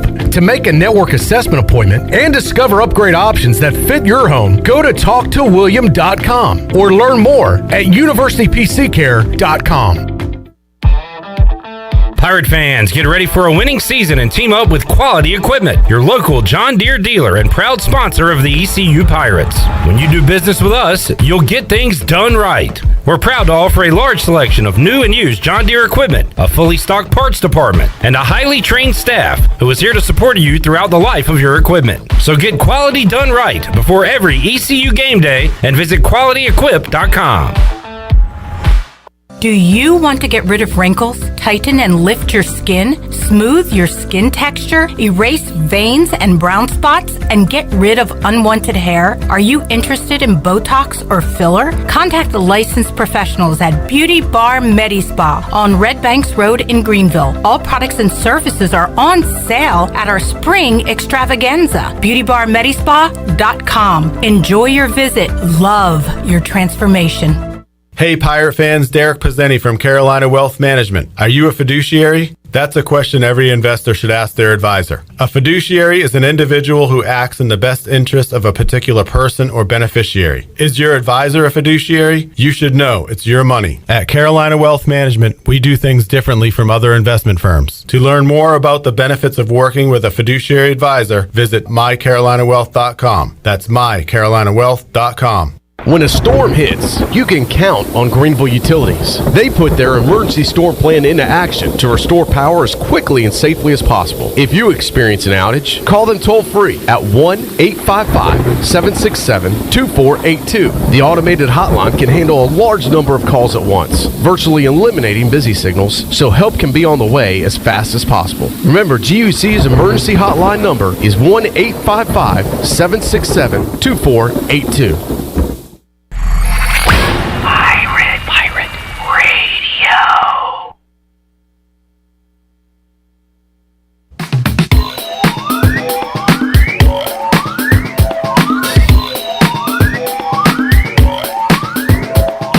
You're listening to Hour 3 of Pirate Radio Live. This hour of PRL is brought to you by Bud Light, reminding Pirate fans to stay in the game and drink responsibly. Bud Light, the official beer of the ECU Pirates, and proudly distributed by Carolina Eagle Distributing since 1989. Now, back to the show. Welcome back. It was a rough day for the stock market. The Dow closed out the week down 981 points at 33,811. NASDAQ was down 335 points at 12,839, and the S&P dropped 121 points and closed out the week at 4,271. That's your Wells Fargo Advisors Financial Report. For a personal look into investing, call Wells Fargo Advisors today at 756-6900 in Greenville. Wells Fargo Advisors, LLC, member SIPC. Now let's head back into PRL. Here's Clip. All right. Always nice when people that smell good join me in the studio, because we went from Troy and Chandler fresh off the golf course in segment 1. Then Slightly smelly. Tony came in a little greasy in hour 2. And then we had Jenny and Carson there who made this place smell a little bit better, so we appreciate that. Shirley. Since you mentioned that, yeah, I'm just going to show Chandler the meme because I can't say it out loud. There's a meme. I want to. I'll show it to you in the break. Oh, inside jokes aren't fair to the listeners. Hey, it was just like when you're watching TV and we don't know what the hell's going on. I tell you what, I'm not going to talk about what's going on. Yeah, I don't want to talk about it either. ECU's down 10-0 to Tulane on the Buccaneer Music Hall scoreboard, presented by Dubuck. Let's head out to the Pirate Radio Live line and talk to the fresh-smelling Morgan Ahlers on this Friday. Hello, Morgan. Hello, Clipster. Question. Hello, Shirley. Hello, Pirate Radio World. Here's one for you, Morgan. You've been around a while. You're a crafty veteran. I saw that Frank Thomas was getting a statue put up at Auburn, and it made me think, if East Carolina was to erect a statue from a former athlete, who would it be? And I put it out there on Twitter, and we had a lot of answers, mostly football players, a few baseball and basketball, but a lot of Jeff Blake, Justin Hardy, David Garrard, Shane Carden, Zay Jones, Dwayne Harris, all the. So, Morgan, if East Carolina was to erect a statue, we also had some administrators, coaches as well. Who would come to mind for you if the Pirates, if ECU decided to do that? Wow. Yeah. That's a tough one. Because there's been some really good players come through here, obviously. You talk about the NFL guys. You've had, way back in the day, you had, Zach Valentine play. You had Terry Long was a big Pittsburgh Steeler. Henry Williams played in the CFL, and a lot of great players have come through here just today. I mean, just going back a ways, and then you've got the modern era players, is what I would call maybe somebody from 90 on up. But that would be that'd be a tough question. I don't know, could you do that? I mean, could you do one person? No, everybody would lose their minds. Yeah, you couldn't win in that thing. You couldn't win with that. You've had a lot of All-Americans play here, latest being Jaquan McMillan. Does he deserve it? Who knows? When you go back and look at his career over the years. And I don't know, maybe instead of statues, how about you put some busts in there? Well, and as Troy pointed out, and this is a hot button issue for him, he wants to see more names and numbers recognized in the stadium. Forget a statue, let's put up some banners. I think you should. I think you, instead of, I know that's an honor to be an All-American. They've got the people that are up there that are All-Americans and have their names up there, but there are a lot of great players that have played at East Carolina that weren't All-Americans. And I think there should be. I think make it a Ring of Honor type thing. And the same thing with basketball. I mean, I know there's not a huge history with basketball, but there's been some pretty good players that have come through here that made an impact. Yeah, I mean, and you got to... I'll do the same thing. A guy that I was interacting on Twitter with a little while ago, Akeem Richmond, is still top 10 all-time three-pointers in a season. He might be top 5 still in NCAA basketball history. And, you get some of those names up there. See him go. I think he went to Evansville, if I'm not mistaken. I saw where he got picked up by NC State and Kevin Keats when he reshuffled his staff, and congrats to Oh, yeah. And, never forget where you're from. Yeah, I thought I recognized that name. That was cool to see. Morgan Ahlers joining us. Morgan, hopefully we'll have a Pirate called in the draft this year. Jaquan McMillan has been in some mocks. In fact, he was Mr. Irrelevant in one of the mocks. The final pick of the draft. But NFL draft coming up next Thursday. Morgan, if you're a GM, and I know you haven't scouted and watched the film on all these guys, but you've at least seen a little bit from each one of them. What quarterback do you like? Who would you take on your team? You've got Malik Willis, Matt Corral, Kenny Pickett, Desmond Ridder, Sam Howell. I might be leaving somebody out, but out of those names, what quarterback do you like the most? From an NFL standpoint and a longevity standpoint, I really like Kenny Pickett. I do. I think he's I think he's developed into one of those guys, a Roethlisberger type of quarterback that's got a big, big strong kid, big arm, can take a pounding. And I know Malik Willis from Liberty had a heck of a year last year. He's tested well. They keep showing the one throw in pro day that they threw it 70 yards down the field, to a wide open guy in the end zone. I just, in my opinion, I don't think I guess the school's kind of still out on him, whether he'll be a longevity, be a quarterback. Sam Howell, I think he's got a shot at being a decent quarterback. He's played, 3 years of football at Carolina, and the question on him is his size and durability. I mean, he runs a lot. Maybe he will. Desmond Ridder, I think he's got a shot at being a decent quarterback in the league. If it's not a starter, I think he can play a long time if he stays healthy as a good backup. So Ridder early on, Morgan, killed ECU with his legs and killed a lot of team with his legs. And I always wondered, would the passing and the accuracy come around for him? And we're still talking about a young guy who can clearly develop even more. But I think he showed enough of that. Now he's mentioned to be creeping in the first round for next week. Yeah, I think athleticism is what's moving up, is the intriguing factor with him. Even here against East Carolina, his accuracy wasn't where it needs to be. I didn't. Yeah. But again, I think he can be one of those guys that, you're talking about 10, 15 years from now. Boy, he's been around for a long time, sort of like Holton. He's been in college for 7 years. Yeah, we're glad to see him finally go. But I think that he's got a chance, and there's several quarterbacks, I think, in this class that have a chance to I don't know if there's I think Pickett has the chance to be the Mac Jones type quarterback in this class. I really believe that. I've just watched some film on him and watched the highlights on him and the way he reads defenses. And that's the thing, when, over the years I've learned a little bit about the quarterback position, just enough to be kind of scary talking about it, because I don't like to talk about it a whole lot, as you know, but there's a whole lot that goes into playing that position more than just athleticism and talent. Yeah. Being able to run. And then you're going against the NFL, you're playing against the best of the best each and every day, and those defensive coordinators are pretty dang smart in how they scheme on people. And we talked to Emory Hunt yesterday, and you can see him on CBS Sports HQ football game plan, but and nobody knows for sure. It's all projections at this point.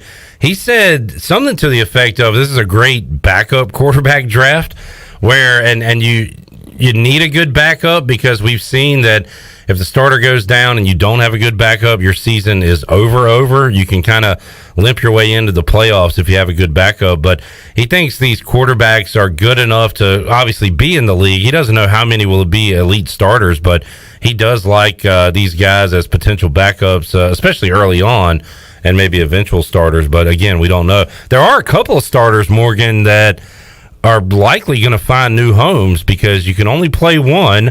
And if the Niners go with Trey Lance, that leaves Jimmy Garoppolo without a position on the field. And the Browns are clearly going to go with Deshaun Watson. So what happens with Baker? So I'm intrigued, Morgan, to see if those two veteran quarterbacks find new homes on draft night next Thursday. I was talking to somebody at lunch the other day, and we were talking about this exact same thing. And I think those are going to be day before kind of draft pick changes. Yeah, I think those are going to be the guys that really stand out. You hear the Browns have made a trade, or the Panthers have made a trade, and that kind of thing, to be able to pick up some of these quarterbacks. And I hope the Panthers, they've got a couple guys that have played a lot of football. Now, whether they're difference makers or not, I don't know. I hope they do, but it's going to be interesting to see what they do in the draft, because there's a lot of wild cards and I learned this a long time ago, and going back to very simple things, but it's not simple. It's like I coached in Greenville Little League for many, many years. When you had the draft, you're watching you have your list of players and what you want and what you're hoping for, but there's always that one wild card early on that sort of throws everybody for a loop. And I think you'll probably see that this year, because there are some guys that, you listen to the supposed experts, the Mel Kipers and that of the world, when you're looking at that draft, there's 4 or 5 guys in the top 15 players that could go up, and they can fall down in the draft. Well, especially this year, Morgan. This is the most the most unknown draft, I think, going into it that I can recall. Like, we don't even know who the first pick is going to be for Jacksonville. Yeah, that's, it's like I said, there's a lot of variables in this draft, and that's what kind of makes it fun. Yeah, kind of makes it interesting to watch on first round of draft night. I know there's a lot of talent out there, and there's a lot of guys waiting to hear their name called, whether it's first, second, or third round. And you talk about being Mr. Irrelevant in the last pick. That's the pick you don't want to be, because yes, you're getting picked by a team, but would you rather get picked in the draft, or would you rather be Mr. -1 irrelevant and be the first guy out of the draft where you can pick and choose where you go? Where you're going to have like 15 teams calling you, and you pick the best destination for yourself. Yes, exactly. I think that's exactly right. So it's going to be an interesting draft to watch for sure. Morgan Ahlers joining us here on a Friday edition of Pirate Radio Live. Morgan, last year, Roy Williams, after the season, steps down. Coach K did his retirement tour this year, and a bit of shocking news. Jay Wright just took a team to the Final Four. Was probably looked at as the best coach in college basketball, along with Bill Self, who just won his second title. But Jay Wright decides kind of out of nowhere to hang it up earlier this week, and that was some surprising news. There are now, Morgan, and we went over the list yesterday, but there are 7 coaches still coaching in college basketball that have won a national championship. That's a pretty low number, Morgan. Yeah, it is. I was kind of surprised when I heard that Coach Wright was stepping down, but I think from what he wants to do, he wants to move on with the rest of his life. It comes out to a point of, it seems to me that they said they had a succession plan in place when he was ready to go, and maybe he's just ready to enjoy himself. He's made all the money he probably needs to make. And he also looks a lot younger than he is. He's a handsome fella. He doesn't look 60, but he is 60 years old. No, he doesn't. I think, but you listen to him talk, I think you'll see him in television some form or fashion next year. And those are pretty good paychecks. I can remember when Seth Greenberg was being mentioned for a few head coaching jobs, and this has been 4 or 5 years ago, and he was making $250,000, $300,000 a year at ESPN part-time. Yeah. So there's good money to be made in television if you want to parlay that and parlay your knowledge and your, about it. Maybe he will, maybe he won't. Morgan Ahlers joining us on the Pirate Radio Live line. Morgan, what you got going on this weekend?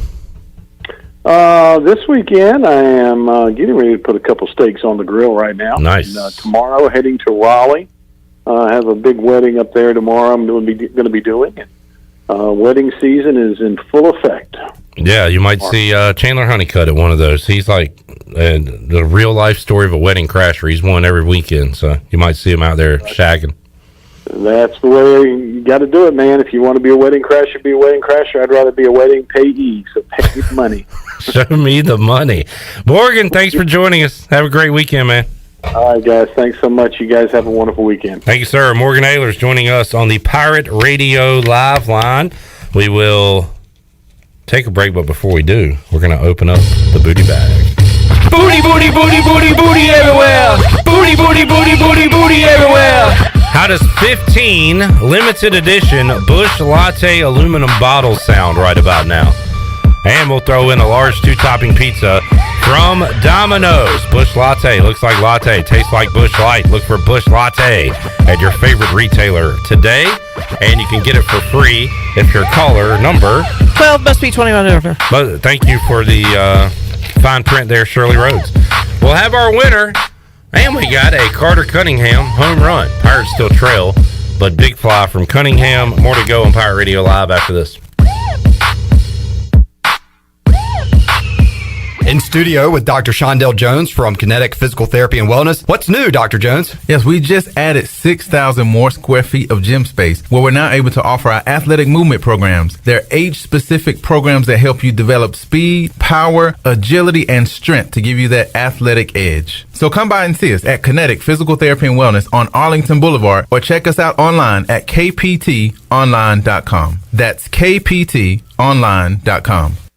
Temperatures are in the low 30s at 10 a.m., increasing sharply to 75 degrees by 1 p.m., and then dropping into the teens by 10 p.m. So before you go to work, put on some gloves, pack some shorts, and a parka. That should cover you for the day. Your heating and cooling take a beating. Guarantee your system is ready when you need it. Call Delcor. Buy a new train system and make no payments until 2023. It's hard to stop a train. With inflation and high gas prices, you don't need another payment. So buy this month and make no payments until 2023. Delcor, the service professionals. At US Cellular, we know you have a choice of wireless carriers. And while the other guys may limit your choice of free phones, at US Cellular, you can choose any phone from any brand for free. Plus, get unlimited data for just $30 a month with 4 lines.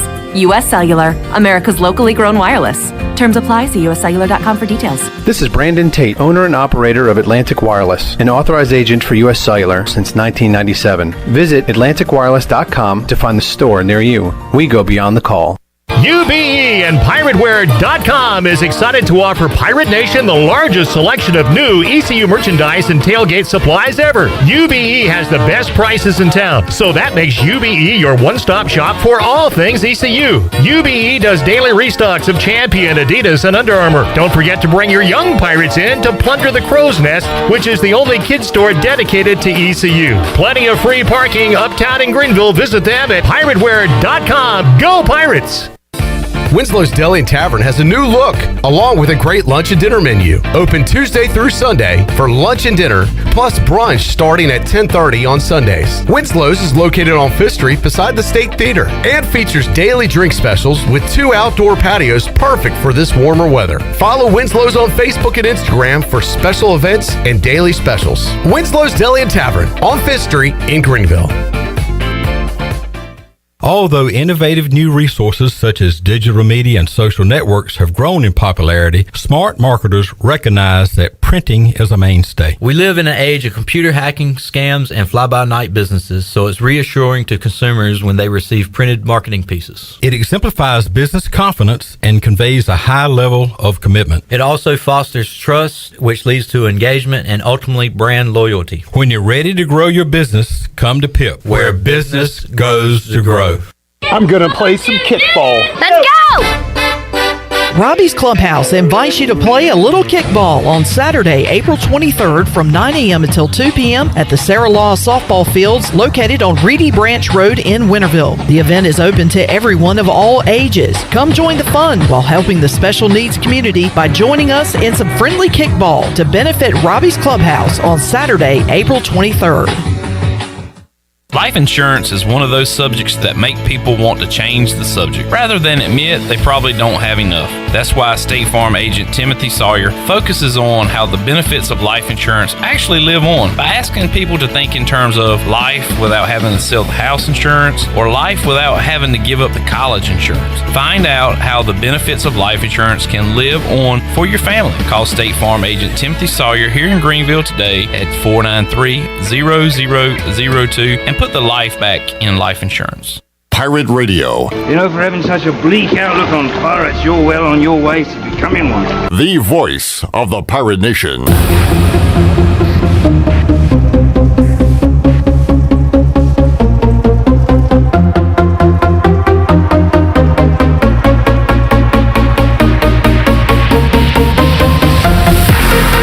You're listening to Hour 3 of Pirate Radio Live. This hour of PRL is brought to you by Bud Light, reminding pirate fans to stay in the game and drink responsibly. Bud Light, the official beer of the ECU Pirates, and proudly distributed by Carolina Eagle Distributing since 1989. Now, back to the show. Welcome back, and congratulations to Steve Hill of Greenville, who is our big winner on our Free Beer Friday. Free Beer Friday is brought to you by Bud Light. Every day, especially game day, is better with an ice cold Bud Light. Pick up some Bud Light today at your favorite retailer. Bud Light, proudly distributed by Carolina Eagle Distributing since 1989, and the official beer of the ECU Pirates. Now let's head back in to Pirate Radio Live. Here is your host, Clip Brock. All right, Steve called a shot 2 Fridays ago, didn't win. Didn't win last Friday, but did win on today's edition of the Free Beer Friday giveaway Busch Latte. Also, fellow Commanders fan, before the Commanders acquired Carson Wentz, I picked Matt Corral last year watching him play college football, and I wanted him to be the next quarterback of Washington.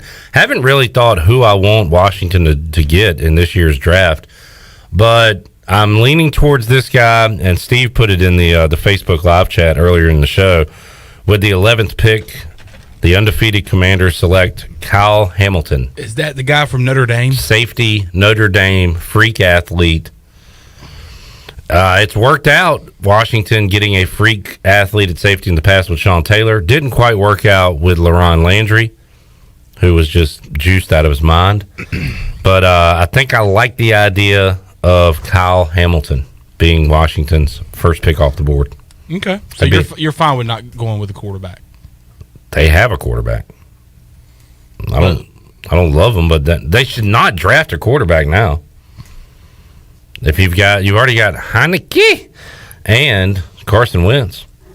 Heineke. I think we finally parted ways with Ron Rivera's Cabana boy, Kyle Allen. Maintenance guy? His maintenance, his plumber, whatever he is. How many years did you guys sign Carson Wentz? If it's like 2 years, then why not draft a quarterback? Because these quarterbacks aren't willing to risk. I'm not as excited about these quarterbacks as maybe a future crop of quarterbacks. Carson Wentz is young enough and decent enough. I don't know. It's kind of like when the Panthers got Darnold last year. You're like, all right, this guy gets another chance, a new lease on life. Maybe he's a bridge quarterback, or maybe he's the quarterback of the future. We have learned that Sam Darnold's going to be a bridge quarterback and not the quarterback of the future for the Panthers, right? Absolutely. But we don't know that about Carson Wentz as of yet. So, yeah, I don't, and I can't. I'll try to look it up real quick. How long the Washington football team has Carson Wentz for? By the way, the Pirates added a couple of runs, still down big, 10-2. But they did tack on a couple runs. Quick look at the Buccaneer Music Hall scoreboard presented by DeBuck. Looks like Wentz is under contract. His base salary is $22 million in 22, $20 in 2023, and $21 in 2024, and he'll be a unrestricted free agent in 25. So it looks like they got him for 3 years. So we'll see how it works out. I don't have high hopes, but I have some hopes.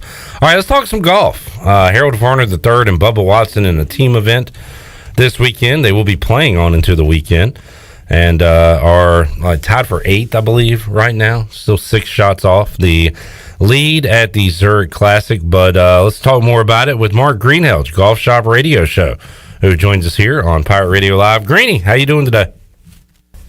I'm doing well. How are you doing? Hey, doing fantastic, Mark. And I feel like I have more to bring to our Friday discussions now that I've been tuned into golf these last few weeks. And the main reason, and really the only reason for that, is Harold Varner III, who has piqued my interest with his play of late. Strong finish at Augusta at the Masters last week.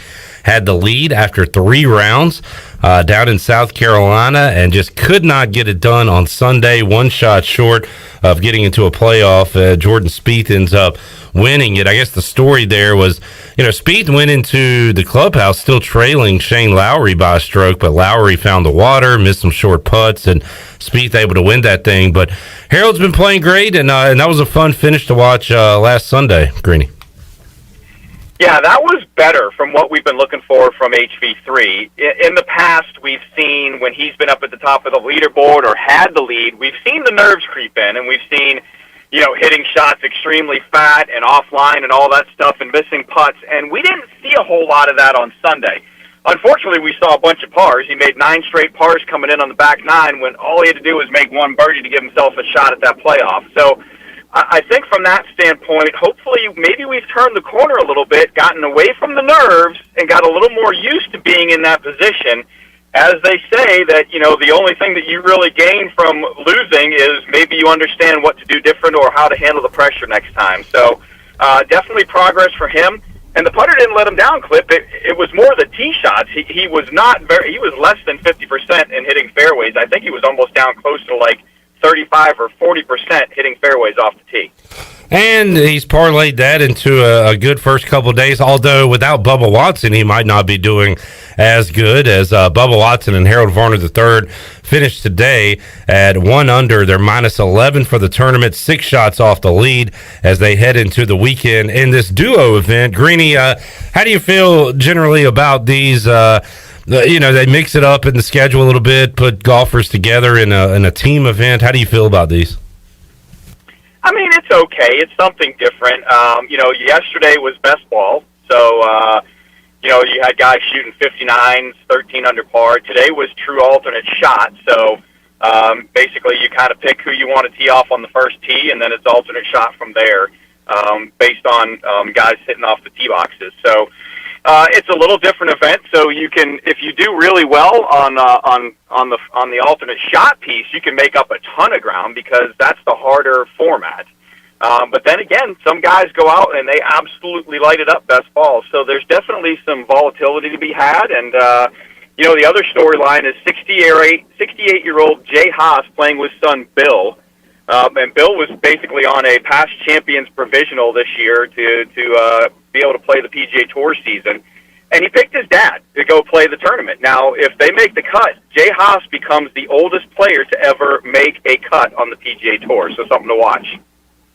Mark Greenhill's Golf Shop Radio Show. Speaking of father-son, saw the news this week that John Daly II has an NIL deal with, you guessed it, Hooters. And that big fellow, I've seen him in that one, I don't know if it was a tournament or an event last year where Tiger's son was involved too, Greeny. But how good is John Daly II in the golf world? Is he somebody you expect to see playing in the pros, or is he at this point kind of living off dad's name? It remains to be seen. He's played in one collegiate tournament so far. I think he shot like 83, 69, 78, so not the greatest of scores in that event down at Arkansas where Dad went to school. But you know what? Hey, more power to him. If that's what Hooters wants to do, it's their money. If they want to give it to John Daly II, more power to him. I don't know. I mean, this is going to be a tough one. I mean, you can see he's got some talent, and maybe he's a little bit more of a late bloomer from the golfing perspective because you hadn't heard a whole lot about him until like the last couple of years playing in that event in the PNC with his dad. So it kind of remains to be seen where he goes. I mean, there's always pressure when you have a major championship father to be able to live up to those expectations no matter what sport you're playing. Greeny, I've got your thoughts on this in the past, but there's a new match coming up. The match just over a month from now, and it's going to be 4 NFL quarterbacks going at it. Tom Brady, Aaron Rodgers taking on Josh Allen and Patrick Mahomes. And I know you're not a huge fan of these deals. Will you be checking that out in June? I mean, they're just getting worse off. Not enough that I was pairing, 10, 12 handicaps with professionals. Now I get a bunch of guys chopping it around out there, 4 quarterbacks. The only winner for me is charity, obviously. Yeah. They'll make a lot of money for charity, and that's great, but I'm not a big fan of watching, 7 to 15 handicaps, hit it around a golf course in Vegas for a couple hours. So, again, the only thing that comes out of that is the charity thing. I don't know if I'm around and I'm at home, I'll turn it on. If I'm not going to DVR it, I'm not going to go out of my way to try and watch it. But, again, I think it's great for charity. Should make a lot of money.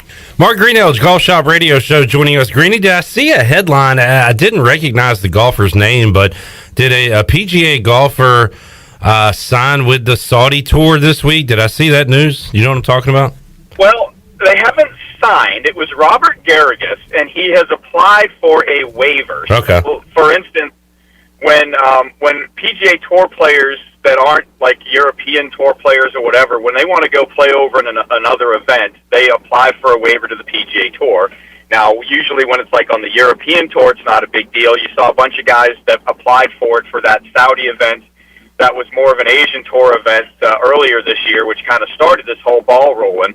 And a bunch of guys got it with some stipulations that they had to add an event. So Robert Garrigus has basically said, it's not signing with the Saudi League, but he wants to play in that first event, which is the one in London, which is the week before the U.S. Open. So it'll be interesting, and he's confirmed it, by the way, so it's not a rumor anymore. Garrigus has actually said that I applied for the waiver. So it'll be interesting to see what the PGA Tour does, that he's not asked for membership, he's just asked to play in an event. Will they say, sure, go play in that event, but don't ever come back to us again? Will they say, sure, go play in that event, it's a one-off, and here's your requirements for go playing in that? So it'll be interesting to see what the PGA Tour does at this point. But now we know that event's going to be professionals and amateurs, so we'll see how it all plays out.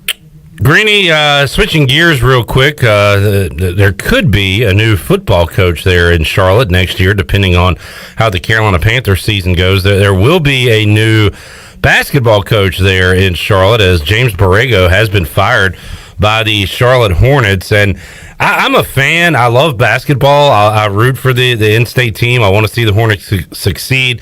Seems like every time they have a chance to pick up some new fans, some fringe fans, it just blows up in their face. We've seen it the last 2 years in the play-in tournament where they lose by 30 each time to the Pacers and to the Hawks.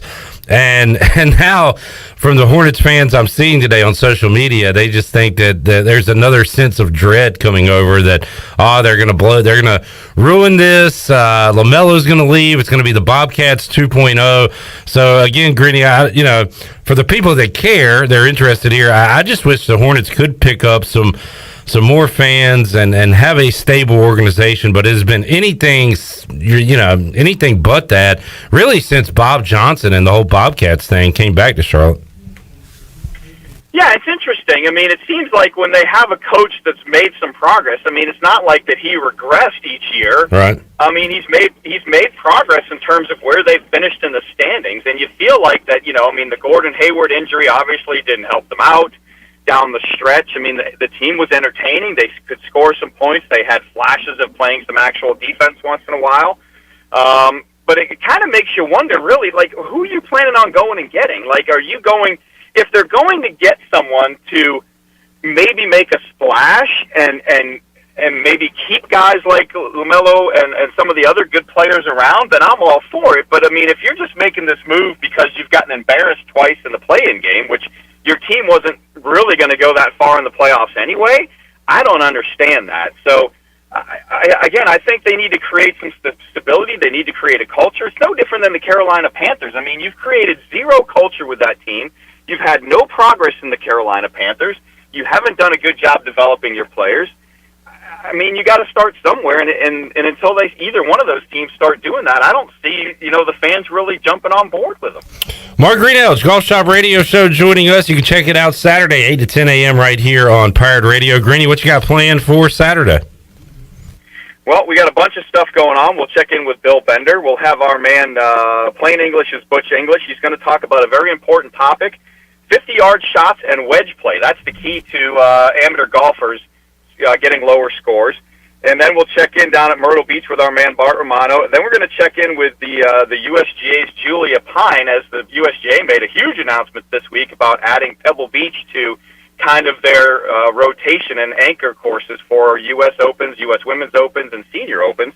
And then we'll talk to one of our big sponsors, Great Golf Ball, Brett Blakely of Encore, as they've released their second-generation Elixir golf ball. So lots of good stuff going on. Good deal. Greeny, thanks for joining us today, man. Have a great weekend, a great show tomorrow, and we'll check in with you again next Friday.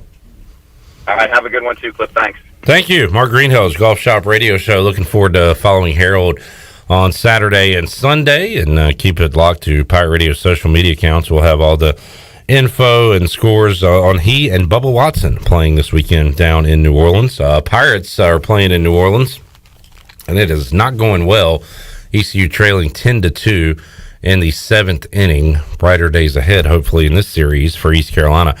Before we go to break, Shirley and Chandler, of course, we're all familiar with Liga Nacional de Baloncesto. Yeah. Sure. Y'all are big fans. Of course, I'm talking about the top men's professional basketball league in the Dominican Republic. And they just held their draft a couple days ago. A.J. Brahma was the first pick by San Francisco de Macroy Indians. He was the first pick. Went to Robert Morris in Nevada. Second pick by Reales de la Vega. A Ford, 6'7" Ford, Alonzo Frink. No way. The second pick in the LNB draft. Alonzo Frink, East Carolina. Wow. So I guess Frank. Well, I tell you what, the portal took him to a. You never know. You never know where that portal will take you. He went through the wrong door. I think he went through the wrong portal. He took a left and He not a went through right. the international portal. Now I don't know what the rules are here. If he can decide to go ahead and join this team professionally and then play for them, or if he wants to, maybe jump on and play another year of college basketball. But that's real news.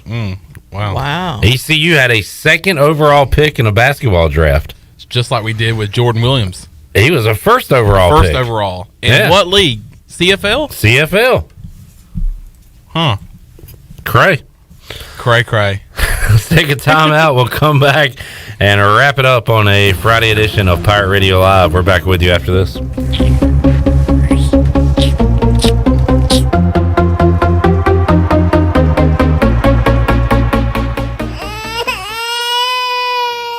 There's nothing more important than protecting your family. Fire ants can cause painful allergic reactions and even death. Protect your loved ones at home where you should feel the safest. Visit pesttechofgreenville.com to learn of our once-a-year treatment to guarantee you stay fire ant free. Tested and proven effective by your Eastern North Carolina exterminating professionals at Pest Tech of Greenville. Mention the crying baby for an extra 10% off. In studio with Jeff Stein from Brown & Wood. What's new, Jeff? You know, everybody's thinking we're having some inventory issues in the car business, which some of it's true. But the good news is, you know, we're getting vehicles from the factory every single week. So what the customer can do is come in, get an appraisal on their trade-in if they have one. They can pick a vehicle that's incoming and actually kind of build it how they want. And then when it gets here in the next 6 to 8 weeks, they're actually taking delivery of a new vehicle. Brown & Wood, your #1 dealership in Greenville and the home of the lifetime powertrain warranty. Hey Pirate Nation, Lindsay Gray here with Carolina Caliber. In 1960, my granddaddy started his firearm business right here in Eastern NC. Still family owned and operated, we have the area's largest selection for outdoor shooting sports and accessories and are one of the nation's top firearm dealers. At Carolina Caliber, we have everything you need from hunting, home defense, and personal protection, including a wide variety for ladies and youth. We buy, sell, and trade. It's a time-honored tradition. Visit us at Carolina Caliber on Fire Tower Road in Winterville. Hello, Eastern North Carolina. If you're looking for a great place to work with competitive pay and advancement opportunities, Pitt County Schools is hiring. We employ over 3,000 people and we're one of the largest employers in Pitt County. Pitt County Schools is currently seeking teachers, bus drivers, school nutrition personnel, facility staff, custodians, clerical staff, and more. We offer advanced leadership opportunities for our educators and competitive pay for our skilled labor force. Come work for a diverse, thriving school system and be an important part of ensuring success for the students of Pitt County who are the future of Eastern North Carolina. To fill out an application, visit our website today at pittschools.org. That's pittschools.org, or go directly to our job postings at bit.ly/PCS employment. That's bit.ly/PCS employment. Pitt County Schools, engaging, empowering, and elevating every student and every staff member every single day. You've worked hard to make your business successful, and that's why it's really important to always have a bank in your corner when you need them. This is former ECU baseball player Ashley Capps from First Bank, and our experienced team of local bankers includes Lee Watson, Bonner Latham, Chris Richards, Josh Hooten, and Heath Nisbet. To get the business services that are right for your business today, come and see someone on our team at First Bank on Arlington Boulevard here in Greenville. First Bank, together with our customers, we're creating a world where individuals and communities thrive. Member FDIC, Equal Housing Lender. Your first stop for shopping is at Shimmer Boutique. This is Ashley from Shimmer. We are fully stocked with the latest apparel, shoes, and accessories and more. If you need gift ideas or some shopping therapy for yourself, stop by today. Looking for the hottest shoes on the market? Shimmer has the biggest selection of Hey Dudes anywhere. Shimmer has the newest Yeti products and colors. Want this year's most popular bag? Shimmer has a great selection of all your bog bag needs and accessories. Shimmer in Greenville, Winterville, and Jacksonville. At Jimmy John's, we don't make sandwiches. We make the sandwich of sandwiches. We use fresh veggies because we don't hate salads. We just feel bad for them. We make our sandwiches exactly how you want because you're the one who's eating it. And we bake bread all day, every day because stale bread isn't bread. It's croutons. Sandwich history is written by the victors. Good thing we have legible handwriting.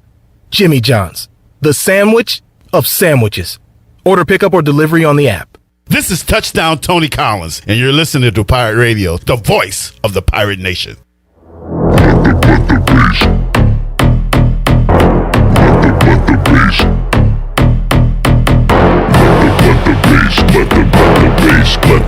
You're listening to Hour 3 of Pirate Radio Live. This hour of PRL is brought to you by Bud Light, reminding pirate fans to stay in the game and drink responsibly.